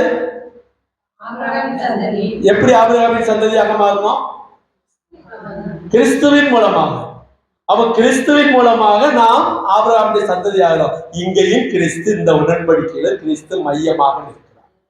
நீங்க கிறிஸ்துவை ஏற்றுக்கொள்ளலன்னா ஆபிரகாமுடைய சந்ததி இல்ல. நீங்க உங்களுக்கு தகப்பன் சொல்லி ஆபிரகாம சொல்றீங்களே, ஆபிரகாமும் என்னை பார்க்கறதுக்கு தாயா ஆசையா இருந்தாரு. ஆபிரகாம் என்னுடைய நாளைக்கான ஆசையா இருந்தாரு. நீ ஆபிரகாம் சொல்லிட்டு இருக்கிறீங்க. எங்க தகப்பன் ஆபிரகாம் அவரே என்னை பார்க்கறதா யார்? நீ ஆபிரகாமோட வயசுக்குரிய உனக்கு அவ்வளவு 50 வயசு ஆகி போச்சா? அப்போ வாசிங்க கலாத்தியர் 3ஆம் அதிகாரம் 16வது வசனம் வாசிங்க. 16 அவனுடைய சந்ததிக்கும் வாக்குத்தத்தங்கள் பண்ணப்பட்டன. சந்ததிக்கு என்று அநேகரை குறித்து சொல்லாமல் உன் சந்ததிக்கு என்று ஒருவனை குறித்து சொல்லி இருக்கிறார். அந்த சந்ததி கிறிஸ்துவே. அந்த ஒருவரை குறித்து சந்ததிகள்னு சொல்லல, சந்ததின்னு சொல்லி இருக்கிறாரு. அந்த சந்ததி கிறிஸ்துவே. கரங்களை தட்டி தேவனை மகிமைப்படுத்துவோம். ஆக ஆபிரகாமிய உடன்படிக்கை, ஆபிரகாமோடு செய்த உடன்படிக்கை ஆபிரகாமிய உடன்படிக்கை. ஆபிரகாம் ஒரு பிரதிநிதி. அந்த உடன்படிக்கை நமக்கு எதை கொண்டு வந்தது? இந்த உலகத்தினுடைய ரட்சிப்புக்கு அது ஒரு அடித்தளமாக இருக்குது இல்லையா? ஏதேனிலும் இயேசு கிறிஸ்து தான் ரட்சிப்பை கொண்டு வருவார். கடைசியில் வெளிப்படுத்துற விசேஷத்துல அங்க அவர் வெளித்தள்ளப்பட்ட தோட்டத்தை விட்டு வெளியே தள்ளப்பட்டா அவர் தோட்டத்துக்குள்ள கொண்டு வந்தார். இயேசுதான் வேண்டும் ரட்சிப்பு. ஆதாமோடு செய்த உடன்படிக்கையிலேயோ அவர் வித்துக்கும் உன் வித்துக்கும் சொன்னாரு. அங்கேயும் கிறிஸ்து தான் வேணும். கிறிஸ்துவின் மூலமாக ஒரு ரட்சிப்பு. மூன்றாவது நோவாவுடைய உடன்படிக்கையிலும் எப்பெல்லாம் இந்த வானவில் தோன்றது அப்பதான் நான் இரக்கத்தை நினைவு கூறுவேன். அங்கேயும் இரக்கத்தின் அதிபதி கிறிஸ்து, அங்கேயும் ரட்சிப்புதான், நான் ரட்சிப்பேன். இப்ப நான்காவது ஆபிரகாமிய உடன்படிக்கை நம்ம எதை பார்க்கிறோம்? கிறிஸ்துவைத்தான் பார்க்கிறோம். கிறிஸ்துவின் மூலமான ரட்சிப்பை நாம் பார்க்கிறோம். உடன்படிக்கைகள் இப்படி ஓரளவு புரிஞ்சுக்கிட்டே வருவீங்க. இந்த உடன்படிக்கைகள்லாம் கிறிஸ்துவுக்குள்ளதான் நிறைவேறுது. ஒண்ணு. ரெண்டாவது, உடன்படிக்கைகள்லாம் எதை நோக்கி கொண்டு போகுது? நமக்கு ரட்சிப்பை நோக்கி போயிட்டே இருக்குது. அது 9 உடன்படிக்கைகளும் நம்ம ரட்சிப்பை நோக்கி நடத்திக்கிட்டே இருக்கு. அல்லேலூயா. அதனால இன்றைக்கு நம்ம ரட்சிக்கப்படணும் அப்படின்னு நம்ம திரும்ப பேசலாம். ஆதியில இருந்து இன்றைக்கு வரைக்கும் ரட்சிப்பு தேவ திட்டம். ஆமென். நாம மகிமைப்படுவதா. ஆமென். அடுத்து 5வது மோசேயின் உடன்படிக்கை, மொசைக் கவனன்ட். மொசைக்கு தான் ஞாபகத்துக்கு வரும். மோசேயில் ஒரு செய்த உடன்படிக்கை. இஸ்ரவேல் ஜனங்களை எகிப்திலிருந்து மீட்ட பின்னால சீனாய் மலையிலே தேவன் அவர்களோடு உடன்படிக்கை செய்தார் இல்லையா? இதை நம்ம எங்க பார்க்கிறோம்? யாத்திராகமத்துல 19ஆம் அதிகாரத்திலிருந்து 24ஆம் அதிகாரம் முடிய நம்ம பார்க்கிறோம். அவரு உடன்படிக்கை செய்யறது, எல்லாம் கொடுக்கிறது, சொல்றது, என்னென்ன செய்யணும் சொல்றது எல்லாவற்றையும் நம்ம வாசிக்கிறோம். யாத்திராகமம் 19லிருந்து 24ஆம் அதிகாரம் முடிய 6 அதிகாரங்களும் 19, 20, 21, 22, 23, 24 அதிகாரங்கள்ல இந்த மோசேயின் உடன்படிக்கையை குறித்து நாம் பார்க்கிறோம். இந்த உடன்படிக்கையில முக்கியமா என்ன சொல்லப்பட்டிருக்கிறது என்று பார்க்கணும் என்று சொன்னா, தேவனுடைய ஜனமாக நாம் இருக்கிறோம் இல்லையா? நமக்கு 10 கற்பனைகள், கட்டளைகள் கொடுக்கப்பட்டு இருக்கிறது. பிரமாணங்கள் மற்றும் கட்டளைகள் நமக்கு கொடுக்கப்பட்டு 613 கட்டளை கொடுக்கப்பட்டு சொல்றாங்க. அடுத்து ஆசாரியர் முறையானது கொண்டு வரப்படுகிறது. தேவனுக்கு ஊழியம் செய்யக்கூடிய ஆசாரியர்களாக நம்மை வைத்திருக்கிறார். அடுத்து பலி செலுத்தப்படுகிற, நம்முடைய பாவங்களுக்கு ஒரு பலி செலுத்தப்படுகின்ற முறையானது கொண்டு வரப்படுகிறது. இது எல்லாம் மோசேயுடைய மொசைக் கோவனன்ட்ல நாம் பார்க்கக்கூடிய காரியமாக இருக்கு. இதற்கு என்ன அடையாளத்தை ஆண்டவர் இதுக்கு அடையாளம் காட்டுறாரு? என்ன அடையாளம் சொல்றாரு? 31ஆம் அதிகாரம் யாத்திராகமம் 31, 16, 17 வாசிங்க.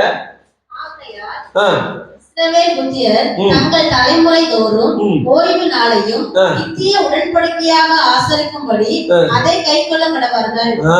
இதுக்கு என்ன அடையாளம்? ஓய்வு நாள ஆசரிக்கணும் இல்லையா? நீங்க கட்டளைகளுக்கு கீழ்ப்படுகிறீங்க, உங்களுக்கு ஒரு ஆசாரிய முறை கொடுக்கப்படுகிறது, உங்களுக்கு பலி செலுத்துகிற முறை கொடுக்கப்படுகிறது, உங்களுக்கு நீங்கள் தேவனுடைய ஜனமாக இருக்கிறீர்கள் என்று சொன்னால் ஓய்வு நாளை என்ன செய்யணும்? அனுசரிக்கப்படணும். இது அடையாளம். இப்ப நான் ஓய்வு நாளை நான் அனுசரிக்க சொன்னா நான் தேவனுடைய ஜனமாக இருக்கிறேன் இல்லையா? நம்ம சகோதரிகள் 2 பேரு ஞாயிற்றுக்கிழமை ஓய்வு தான் நான் வேலைக்கு வரேன்னு சொல்லி உறுதியா இருக்கிறாங்க. ஞாயிற்றுக்கிழமை வேலைக்கு வர சொன்னா அந்த வேலையே வேண்டாம், நான் போயிட்டு தான் வருவேன், நீ வேணா 2 நாள் லீவ் போட்டுக்கோ இல்லையா? கரங்களை தட்டி தான் மகிமைப்படுத்துவேன். ஓய்வு நாளை நான் அனுசரிக்கின்ற பொழுது நான் தேவனுடைய ஜனமா இருக்கிறேன். மோசேயுடைய உடன்படிக்கை எனக்கு செல்லுபடியாகும். நானும் இன்னொரு பிரதமரும் உடன்படிக்கை செய்யணும்னு சொன்னா, நான் செய்த உடன்படிக்கை என் குடும்பத்துக்கு வரணும் சொன்னா என் குடும்பத்துல ஒரு ஆளா இருக்கணும்ல, என் பிள்ளைகளாக இருக்கணும்ல. அப்பதானே என்னுடைய ஆசீர்வாதங்கள், நான் செய்த உடன்படிக்கை என் பிள்ளைகளுக்கு போகாது. இது எங்க அப்பா காலத்திலே போட்ட என்னது ஒப்பந்தம் தெரியுமா? இந்த வீடு, இந்த இடம், இந்த சொத்து, இந்த நிலம், இதெல்லாம் எங்க அப்பா காலத்துல போட்டது. அப்பவே இது மேல எங்களுக்கு என்ன இருக்கு? உரிமை இருக்கு. பிள்ளைங்க இல்லாம ஒருத்தர் வந்து சொல்லிட்டு போயிட முடியுமா? நீ யார் அம்மா அதை கேட்கறதுக்கு? அவருக்கு உனக்கு என்ன சம்பந்தம்? சொல்றது புரியுதா? மோசேனுடைய உடன்படிக்கையினுடைய ஆசீர்வாதங்களை, தேவ ஜனமாக இருப்பதை நான் சுதந்திரித்துக் கொள்ள வேண்டும் என்று சொன்னால் நான் ஓய்வு நாளை அனுசரிப்பவனாக இருக்க வேண்டும். பகதை சொல்லுங்க, ஓய்வு நாளை அனுசரிக்கிறோம். ஆம், அது அடையாளம். இந்த உடன்படிக்கை பரிசுத்த வாழ்க்கைக்கு ஒரு வழிகாட்டுதலாக இருந்தது. இயேசு கிறிஸ்துவை நோக்கி நாம் போனோம் அப்படின்ற ஒரு நடத்துகின்ற வழியாக இருக்கிறது. இதுல என்ன ஒரு பெரிய வீக் பாயிண்ட் அப்படின்னு சொன்னா, பிரம்மாண்டம் நல்லா தான் இருக்குது, நம்மளால முடியலையே, என்ன செய்யுது, ஞாயிற்றுக்கிழமை போனா தானே சம்பளம் கிடைக்குது, இல்லைன்னா ஒரு மாசம் 2 மாசம் ஆகிட்டு போயிட்டே இருக்குது, என்ன செய்யுது, கஞ்சி ஊற்றி சாப்பிடணும்ல, பசிக்குமே, அப்புறம் பசிக்கும்ல அப்படின்னு டைலாக் சொல்ல வேண்டியதுதான். என்ன செய்யுது, பலவீனமா இருக்கும். அதனால மோசே சட்டத்துல நீ ஓய்வு நாள் கண்டிப்பா ஆசரிச்சேன்னா உனக்கு ஆசீர்வாதம். இப்ப என்னால என்ன செய்ய முடியல, கஷ்டமா இருக்கு. அதனால இந்த நியாய பிரமாணத்தை நிறைவேற்றுவது என்பது கொஞ்சம் கஷ்டமா இருக்கு. குடும்பம் கஷ்டப்படுது, வேலை இல்லாம பொருளாதார கஷ்டப்படுது, கடனை அடைக்க முடியல, கட்டிக்கு வாங்க வேண்டி இருக்குது, என்ன செய்ய, இந்த மாசத்தை ஓட்டியாச்சு, அடுத்த மாசம். அதனால ஆண்டவர் சொல்றாரு, நியாய பிரமாணத்தை ஒழிக்கிறதுக்காக வரல, உனக்கு மோசேயுடைய பிரமாணத்தை இல்ல, புதிய உடன்படிக்கை ரத்தத்தினால நான் ஏற்படுத்தி தரேன். நீ என்ன செய்ய, அந்த பிரமாணங்கள்ல அந்த ஓய்வுனால அனுசரிக்க கர்த்தருடைய இரக்கத்தை நினைத்துப்பார், அவருடைய கிருபையை நினைச்சுப்பார். வாசிங்க மத்தேயு 5:17. மத்தேயு 5:17. நியாய பிரமாணத்தை ஆனாலும் தீர்க்க தரிசனங்களை ஆனாலும் அழிக்கிறதுக்கு வந்தேன் என்று எண்ணிக்கொள்ளாதேயுங்கள். அழிக்கிறதுக்கு அல்ல, நிறைவேற்றுவதற்கே வந்தேன். நிறைவேற்றுவதற்கு அந்த மோசேயுடைய நியாயப்பிரமாணம் நிறைவேற்றிட்டு தான் வந்து அழிக்கிறதுக்கு வந்து நினைக்காதீங்க.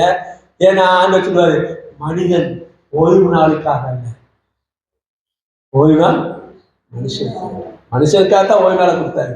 நீ ஓய்வு நாளை பிடிச்சிக்கிட்டே என்ன செய்யாத, போட்டு வேலையை வாங்கிட்டு இருக்கான்னு சொல்லி ஆண்டவர் அதை என்ன செய்யாது மாற்றிக்கிறார். லேலுயா லேலுயா. அதனாலதான் எப்படியாவது என்ன செய்யுங்க, குடும்பமான வரைக்கும் அந்த ஓய்வு நாளை அனுசரிக்க பாருங்க. வேற வழியே இல்லை. இப்ப எடுத்துக்கிட்டோம்னா அவர் வழியே இல்லை, இது அவர் கையிலையும் இல்லை. பிரின்சிபல் எடுத்துட்டா அவர் வழியே இல்லை. அப்படி வேற வழியே இல்லை அப்படின்னா ஆண்டவர் அழிக்க வந்து நினைக்காத, நிறைவேற்றதுக்கு தான் வந்து வாய்ப்பு இருக்கு. மற்ற நாளுக்கெல்லாம் லீவ் போடுறதுக்கு வாய்ப்பு இருக்கு. இந்த ஞாயிற்றுக்கிழமை மட்டும் லீவே கொடுக்க மாட்டாங்க. இந்த ஞாயிற்றுக்கிழமை மட்டும் ஒரு லீவும் போட முடியாது. இது ஆண்டவர் எதிர்பார்க்கிறார், இதை ஏற்றுக்கொள்ள மாட்டார். இல்லையா? இது மோசேயுடைய உடன்படிக்கை கொஞ்சம் பலவீனமா இருக்குது. கொஞ்சம் பலவீனமா இருக்கு. நமக்கு அதை ஃபாலோ பண்ணி 10 கட்டளைகளையும் ஃபாலோ பண்ணி வர்றது கொஞ்சம் கஷ்டமா தான் இருக்குது. அடுத்து 6வது,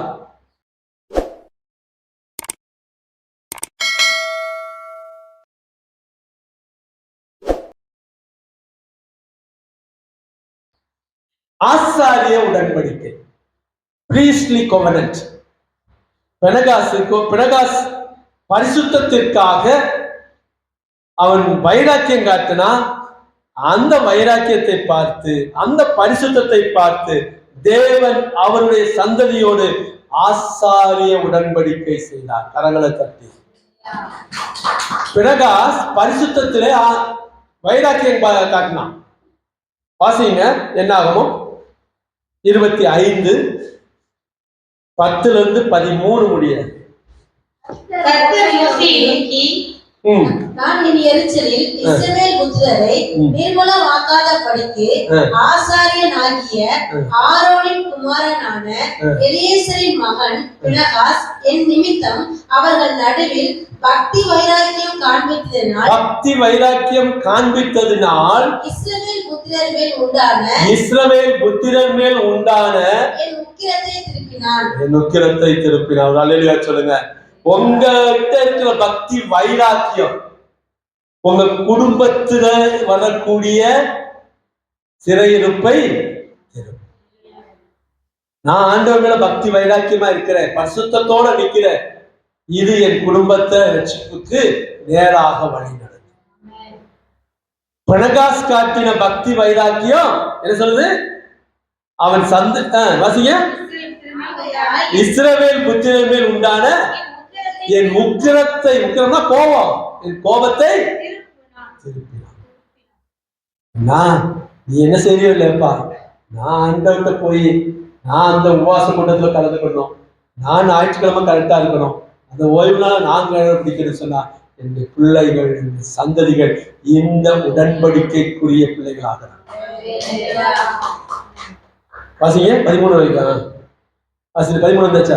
ஆகையால் இதோ அவனுக்கு என் சமாதானத்தின் உடன்படிக்கையை கட்டளை. அப்படின்னா அந்த குடும்பம் சமாதானமா இருக்குன்னு அர்த்தம். பெனகாஸ் ஆசாரியன் என்ன செய்தான்? பக்தி வைராக்கியத்தோடு தேவனுக்கு முன்பாக இருந்தான். அவனுடைய குடும்பத்துல சமாதானம். அவன் தன் தேவனுக்காக பக்தி வைராக்கியம் காண்பித்து இஸ்ரவேல் புத்திரருக்காக பாவ நிவர்த்தி செய்தபடியினால் அவனுக்கும் அவனுக்கு பின்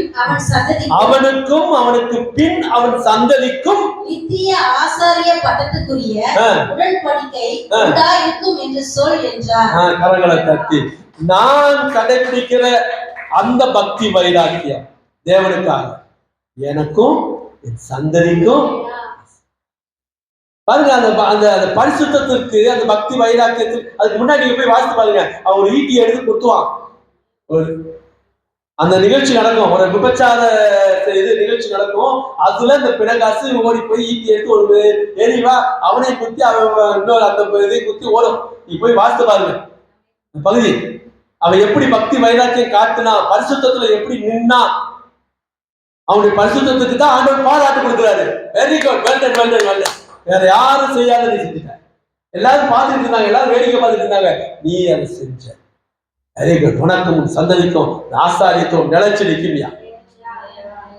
இன்னைக்கு நாமளும் ஒவ்வொருத்தரும் இன்னைக்கு நாம புதிய ஏற்பாடு சொல்லுகிறது, நாம என்னது ஆசாரியங்களையும் நம்ம எப்படி ஆக்குறாரு? ஆசாரியராகவும் ராஜாக்களாகவும் நம்ம என்ன செஞ்சிருக்காரு? மாற்றி இருக்கிறார். இந்த ஆசாரியத்துவமும் இந்த ராஜரீக திருக்கூட்டமாக நாம் இருப்பதும் நம்முடைய பக்தி வைராக்கியத்தில் பரிசுத்தத்திலே. அப்போ இதுலயும் இயேசுதான் நிற்கிறார். இயேசுதான ராஜா, இயேசுதான பரிசுத்தர். அவருடைய பாதையில நான் நிற்கும் போது இந்த உடன்படிக்கையும் இயேசுவை மையமாக வைத்து என்னுடைய ரட்சிப்புக்கு நேராக என்னை நடத்தி கொண்டிருக்கிறார். அப்போ தேவன் பரிசுத்தத்தை கனம் பண்றாரு, ஊழியத்தை கனம் பண்றாரு, அர்ப்பணிப்ப கனம் பண்றாரு. நான் ஆண்டவரோடு செய்த அந்த உடன்படிக்கையை அவர் பாராட்டி சமாதானத்தை கட்டளையிடுகிறார்.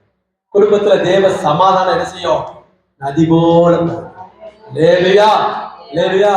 7வது உடன்படிக்கை தாவீதிய உடன்படிக்கை. 10 நிமிஷம். தாவீதிய உடன்படிக்கை, டேவிடிக் கவர்னன்ட், ஆங்கிலத்துல டேவிடிக் கவர்னன்ட். தேவன் தாவீதோடு செய்த உடன்படிக்கை எதை அடிப்படையாக வைத்தது? ராஜ்யத்தை அடிப்படையாக வைத்தது.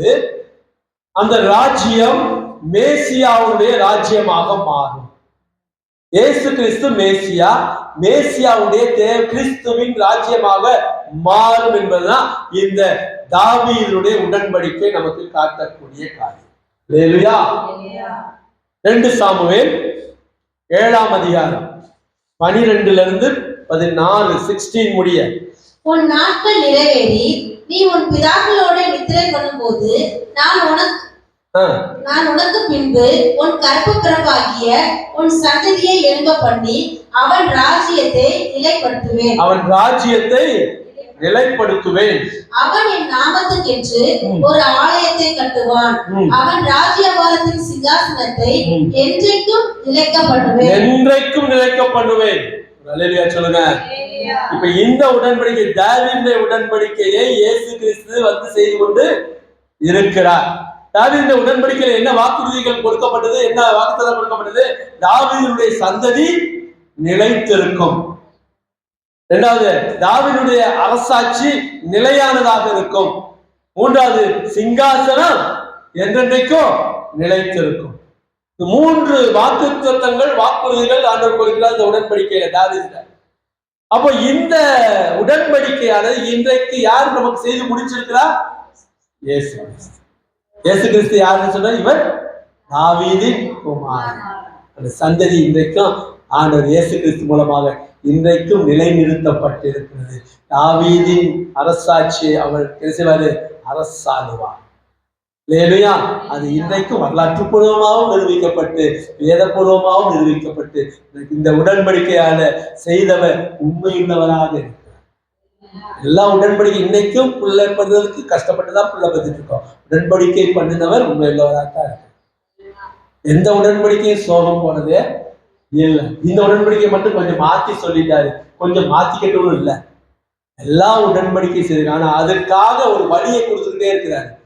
இயேசுதான் அந்த வழி, ரட்சிப்பு தான் அந்த வழி. ரட்சிப்பை நோக்கி போயிட்டே இருக்கணும், வேற வழியில ரட்சிக்கப்படணும். ஆண்டவர் இயேசு எனக்காக சிலுவையிலே சுமந்து என்னுடைய பாவத்துக்கு தண்டனை அனுபவித்தார். எனக்கு பதிலாக இல்லை, எனக்காக. அதை நான் ஏற்றுக்கொள்ளும் போது தேவனுடைய சித்தம் எனக்குள்ள என்ன செய்யப்படுது? உடன்படிக்கை எனக்குள்ள நிறைவேறுகிறது. அல்லேலூயா. வாசிங்க லூக்கா 1ஆம் அதிகாரம் 32, 33.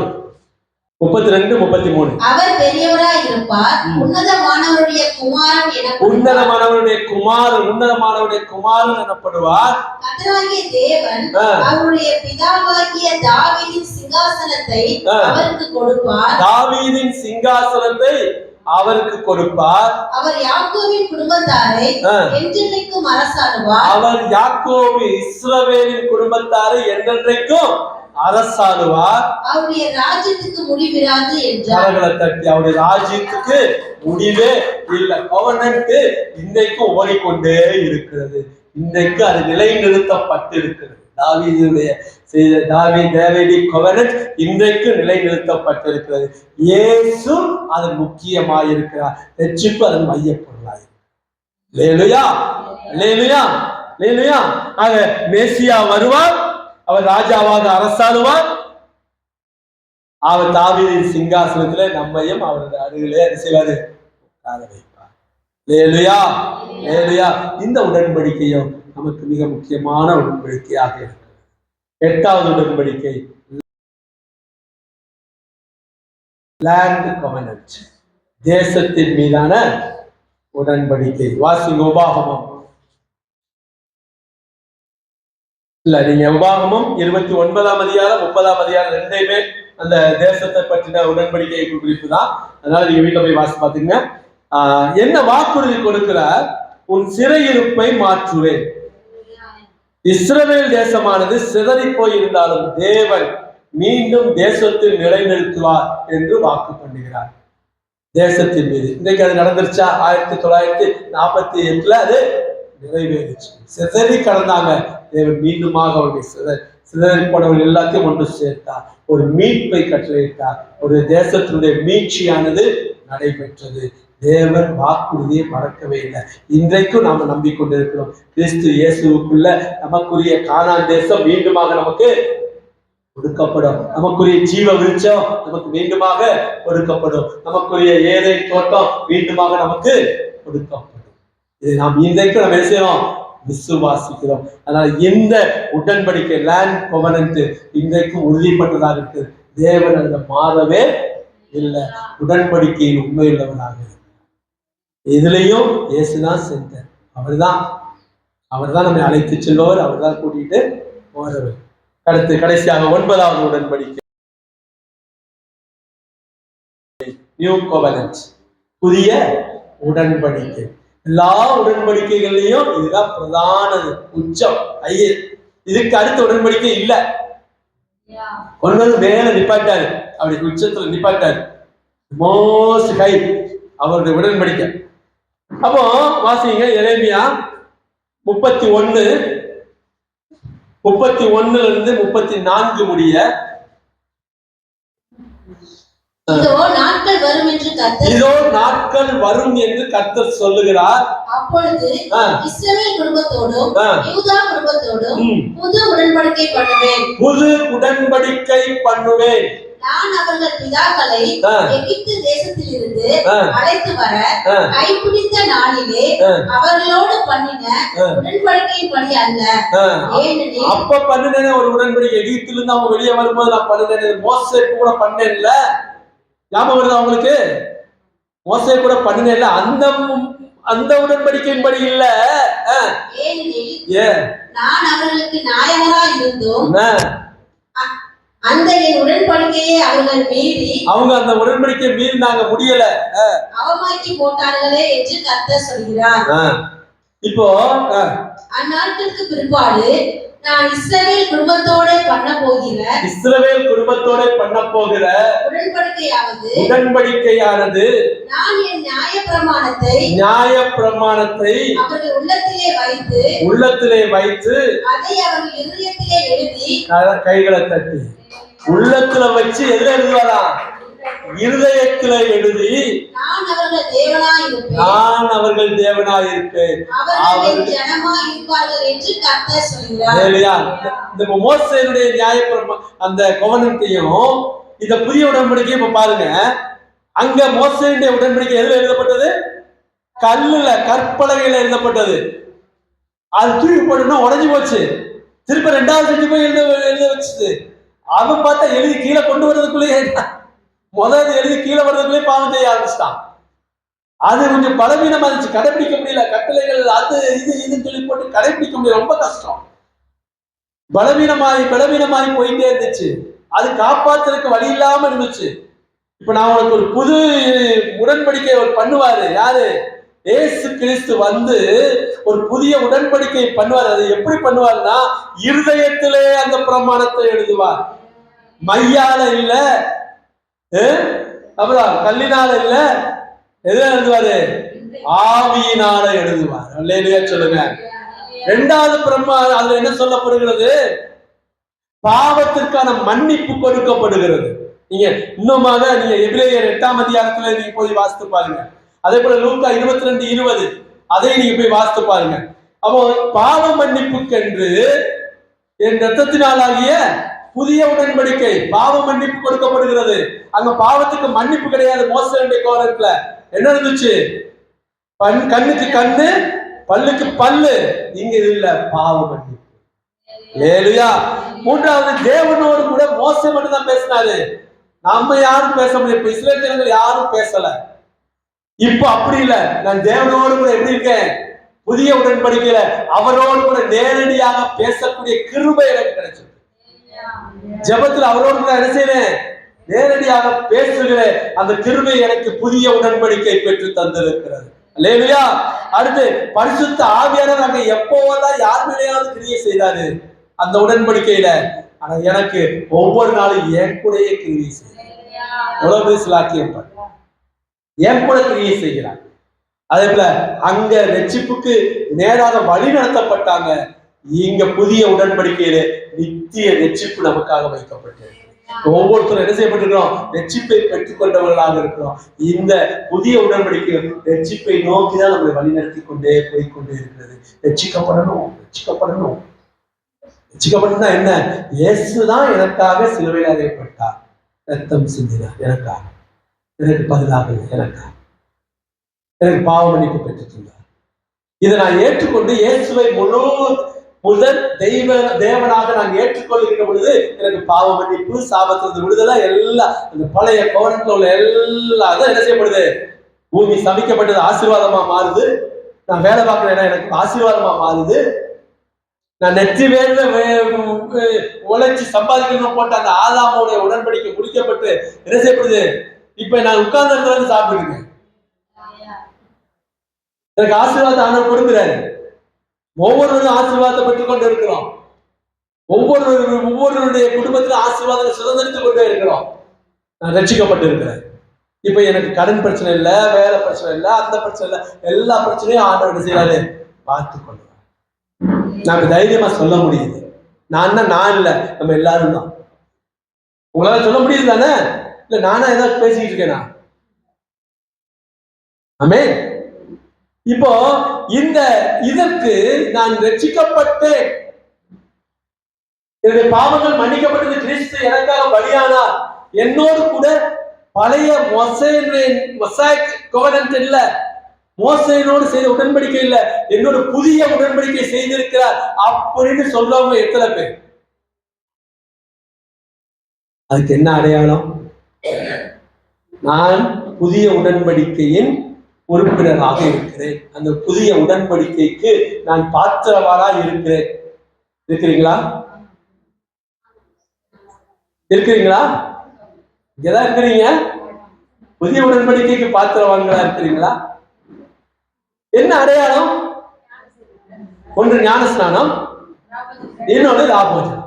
அவருடைய ரத்தத்தின் அவருடைய பந்தியிலே நான் அமர்வதற்கு என்னை தகுதிப்படுத்தி கொண்டிருக்கிறேன். புதிய உடன்படிக்கையின் எனக்கு ஏற்றதாக தேவனுடைய ஜனமாய். நான் யாரா இருக்கேன் இப்போ? தேவனுடைய ஜனம். நான் ஞானஸ்தானம் எடுத்திருக்கிறேன், முழுகி ஞானஸ்தானம் எடுத்திருக்கிறேன். நான் பாவ மன்னிப்பை பெற்றிருக்கிறேன், ரட்சிப்பின் அனுபவத்தை பெற்றிருக்கிறேன், பரிசுத்த ஆவியை பெற்றிருக்கிறேன். புதிய உடன்படிக்கை தேவன் என்னோடும் செய்திருக்கிறார். அந்த உடன்படிக்கைக்கு நான் பாத்திரவான். சொல்லுவாங்க, மாடு தட்டி நான் சொல்ல முடியும். சொல்ல முடியுமா? அந்த இயேசுவினுடைய ரத்தம் அன்னைக்கு பலி. எதுக்கு? ஆதாமுடைய பாவத்திற்கு செஞ்ச பாவத்துக்கு பரிகாரமா எதிர்ப்பு இருந்துச்சு. ஒரு ஆடு பலியிடப்பட்டது, அது தோல் ஆடை எடுத்து கொடுத்தாரு, கொடுத்துக்க சொன்னாரு. அந்த ஆதாம் உடன்படிக்கையில அது இருந்துச்சு, அது மீறப்பட்டது. இன்றைக்கு புதிய உடன்படிக்கையில எனக்காக ஒரு ஆட்டுக்குட்டி இயேசு கிறிஸ்து எனக்காக பலியாகி எனக்கு துதியின் ஆடையை கொடுத்திருக்கிறார், வெண் வஸ்திரத்தை கொடுத்திருக்கிறார். இதான் புதிய உடன்படிக்கையுடைய அடையாளமாக எனக்கு காட்டுகிறது. நான் இன்றைக்கு ரட்சிக்கப்பட்டிருக்கிறேன், வெண் வஸ்திரம் எனக்கு கொடுக்கப்படுகிறது, கர்த்தருடைய பந்தியில் இருக்கிறேன். அது என்னுடைய புதிய உடன்படிக்கை. அப்போ புதிய உடன்படிக்கையில என்னென்ன ஆசீர்வாதங்கள் உண்டோ, புதிய உடன்படிக்கையின் மத்தியஸ்தரான கிறிஸ்து, அதை ஏற்படுத்தினவர் கிறிஸ்து, அந்த இயேசு என்னென்ன ஆசீர்வாதங்களுக்கு சொந்தக்காரரா அதை எழுதி வச்சிருக்காரோ எல்லா ஆசீர்வாதங்களும் எனக்கு சொந்தம். ஏன்னா நான் அவர் உள்ள அவருடைய ஜனம். தேவனுடைய ஜனங்களுக்கு மோசே சொன்னா, நீங்க ஓய்வு நாளை அனுசரித்தால் நீங்க தேவனுடைய ஜனம்னு சொன்னா, இங்க நீங்கள் ராபோஜனத்திலும் நீங்கள் ஞானஸ்நானத்திலும் நீங்க உறுதியாக நிற்கிறீங்கன்னு சொன்னா, நீங்கள் இயேசு கிறிஸ்துவினுடைய ஜனமாக இருக்கிறீங்க. பின்னால வெளிப்படுத்துற விசேஷம் நீங்க பாத்தீங்கன்னா தெரியும். இப்ப தேவனுடைய இப்ப பிதாவுடைய ஜனங்கள் நாம இயேசு கிறிஸ்து வந்து நம்ம எடுத்துக்கொண்ட பிறகு நம் தேவனுடைய ராஜ்யத்துல பிதாவுடைய கிறிஸ்துடைய ராஜ்யத்துல கிறிஸ்துவின் ஜனங்களாக நம்ம மாறணும். அதான் நம் கிறிஸ்துவின் ஜனங்களாக மாறணும். ரட்சிப்பினுடைய அனுபவத்தை நம்ம என்ன செய்யணும்? பெற்றுக்கொள்ளணும். ஆக இந்த இப்ப நான் இந்த 9 உடன்படிக்கையில கொஞ்சம் சுருக்கமா சொல்லி நம்ம நிறைய விஷயம் அடுத்த இதுல பாத்துக்கலாம். இன்னும் கொஞ்சம் இருக்குது, மித்ததுல பாத்தீங்கன்னா 9 உடன்படிக்கைகள். ஏதேன் தோட்டத்துல என்ன நடந்துச்சு? மனிதன் என்ன செஞ்சான்? வீழ்ந்து போனான், கீழ்ப்படியாமல் போனான். ஆதாம் வாக்கு உடன்படிக்கை என்ன நடந்துச்சு? மீட்பு ஆனது நமக்கு இன்னொரு மீட்பு, உன் வித்துக்கும் அவள் வித்துக்கும் பகை உண்டாக்குற ஒரு மீட்பினுடைய வாக்கு தத்துவம் நமக்கு கொடுக்கப்பட்டது. 3வது நோவாவினுடைய உடன்படிக்கையில மனித குலம் மீண்டுமாக எழுப்பப்பட்டது, மீண்டுமாக அதுக்கு ஒரு பாதுகாப்பு கொடுக்கப்பட்டது. நான் இரக்கத்தை காட்டுவேன், ஒரு பாதுகாப்பை பெற்றுக் கொள்கிறோம். ஆபிரகாமுடைய உடன்படிக்கையில நாம் தேவனுடைய தேர்ந்தெடுக்கப்பட்ட, எப்படி ஆபிரகாம் தேர்ந்தெடுக்கப்பட்ட ஜனமாக இருந்தானோ அது போல நாமும் தேவனுடைய தேர்ந்தெடுக்கப்பட்ட ஜனமாக இருந்தோம். மோசேயுடைய உடன்படிக்கையில நமக்கு பரிசுத்தமான வாழ்க்கைக்கான காரியங்கள் கொடுக்கப்பட்டது. ஆசாரியத்துவத்துல நமக்கு நிரந்தரமான ஒரு ஆசாரியத்துவம் கொடுக்கப்பட்டிருக்கிறது. தாவீதுடைய உடன்படிக்கையில நமக்கு மேசியா கிறிஸ்துவனுடைய ராஜ்யம் நமக்கு உறுதிப்படுத்தப்பட்டு இருக்கிறது. தேசத்தினுடைய உடன்படிக்கையில இந்த தேசத்துல நம்ம மீண்டுமாக எழும்பி நிற்போம். நம்ம விழுந்தவர்கள் விழுந்து போக போறதே இல்ல. இன்னைக்கு நடக்கக்கூடிய காரியங்கள் சூழ்நிலைகள்லாம் வித்தியாசமா இருந்தாலும் நாம் மீண்டுமாக எழும்பி நிற்போம். மீண்டுமாக தேசனுடைய வசப்படும். தேசத்துல நாம் ஆண்டவர் நம்மளை அப்படியே விட்டுற மாட்டாரு, நம்மளை எழுப்புவார். அதே போல புதிய உடன்படிக்கையில இந்த உடன்படிக்கைகள் எல்லாம் கிறிஸ்து இயேசுக்குள்ள நிறைவேற்றப்படுகிறது. நான் ரட்சிப்பை நோக்கி செல்றேன், நான் ரட்சிக்கப்பட்டிருக்கிறேன், இன்னும் நான் ரட்சிப்பை நோக்கி கடந்து போய்கொண்டே இருக்கிறேன். அதனால இந்த முழு திட்டமும் முழு வேதாகமும் ரட்சிப்பினுடைய திட்டத்தை நமக்கு வெளிப்படுத்துது. உடன்படிக்கைகளால் கிறிஸ்துவை மையமாக வைத்து சென்று காட்டுகின்றது. நாம் ரட்சிப்பின் அனுபவத்தை பெற்றுக்கொள்ளுவோம். பெற்றுக்கொண்டு நம்முடைய வாழ்க்கையில தொடர்ந்து முன்னேறி செல்வோம். கர்த்தர் நம்மை ஆசீர்வதிப்பாராக. கர்த்தருடைய பரிசுத்த நாமத்திற்கு மாத்திரம் மகிமை உண்டாவதாக. உடன்படிக்கையின் தேவன் உண்மையில் பிசகாதவர். உடன்படிக்கையின் தேவன் உண்மையில் பிசகாதவர். தாவீதுக்கு நான் பொய் சொல்லேன் என்று சொல்லி சொன்னதை தாவீதுக்கு நான் பொய் சொல்லேன் என்று சொல்லி சொன்னதை மறவாமல் நினைப்பவரே,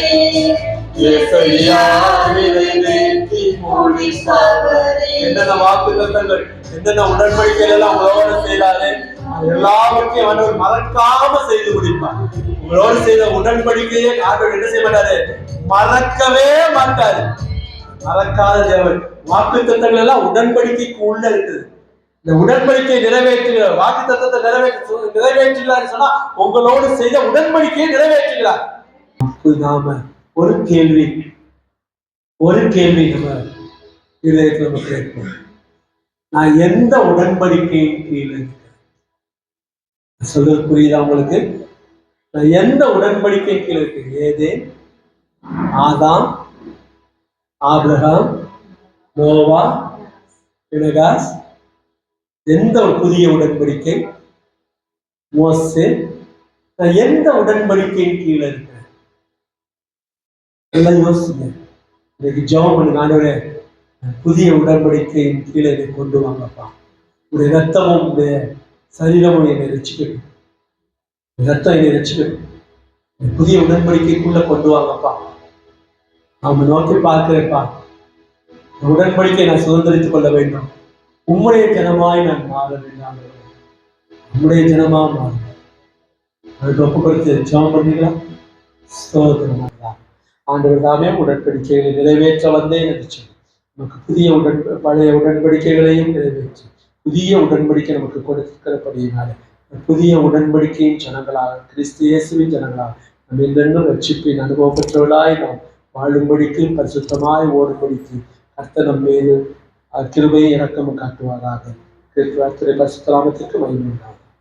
நாம் சேர்த்த நாமம் மகிமைப்படுவதாக. கர்த்தர் செய்திகள் எல்லாம் YouTube channel Jeeva Moses official அப்படிங்கிற யூடியூப் சேனல்ல ஒவ்வொரு வாரமும் வெளியிடப்பட்டு கொண்டே இருக்கிறது. உங்களுடைய நண்பர்கள் உறவினர்களை பார்க்க சொல்லுங்க, பார்த்து அதை போட்டு கேட்க சொல்லுங்க.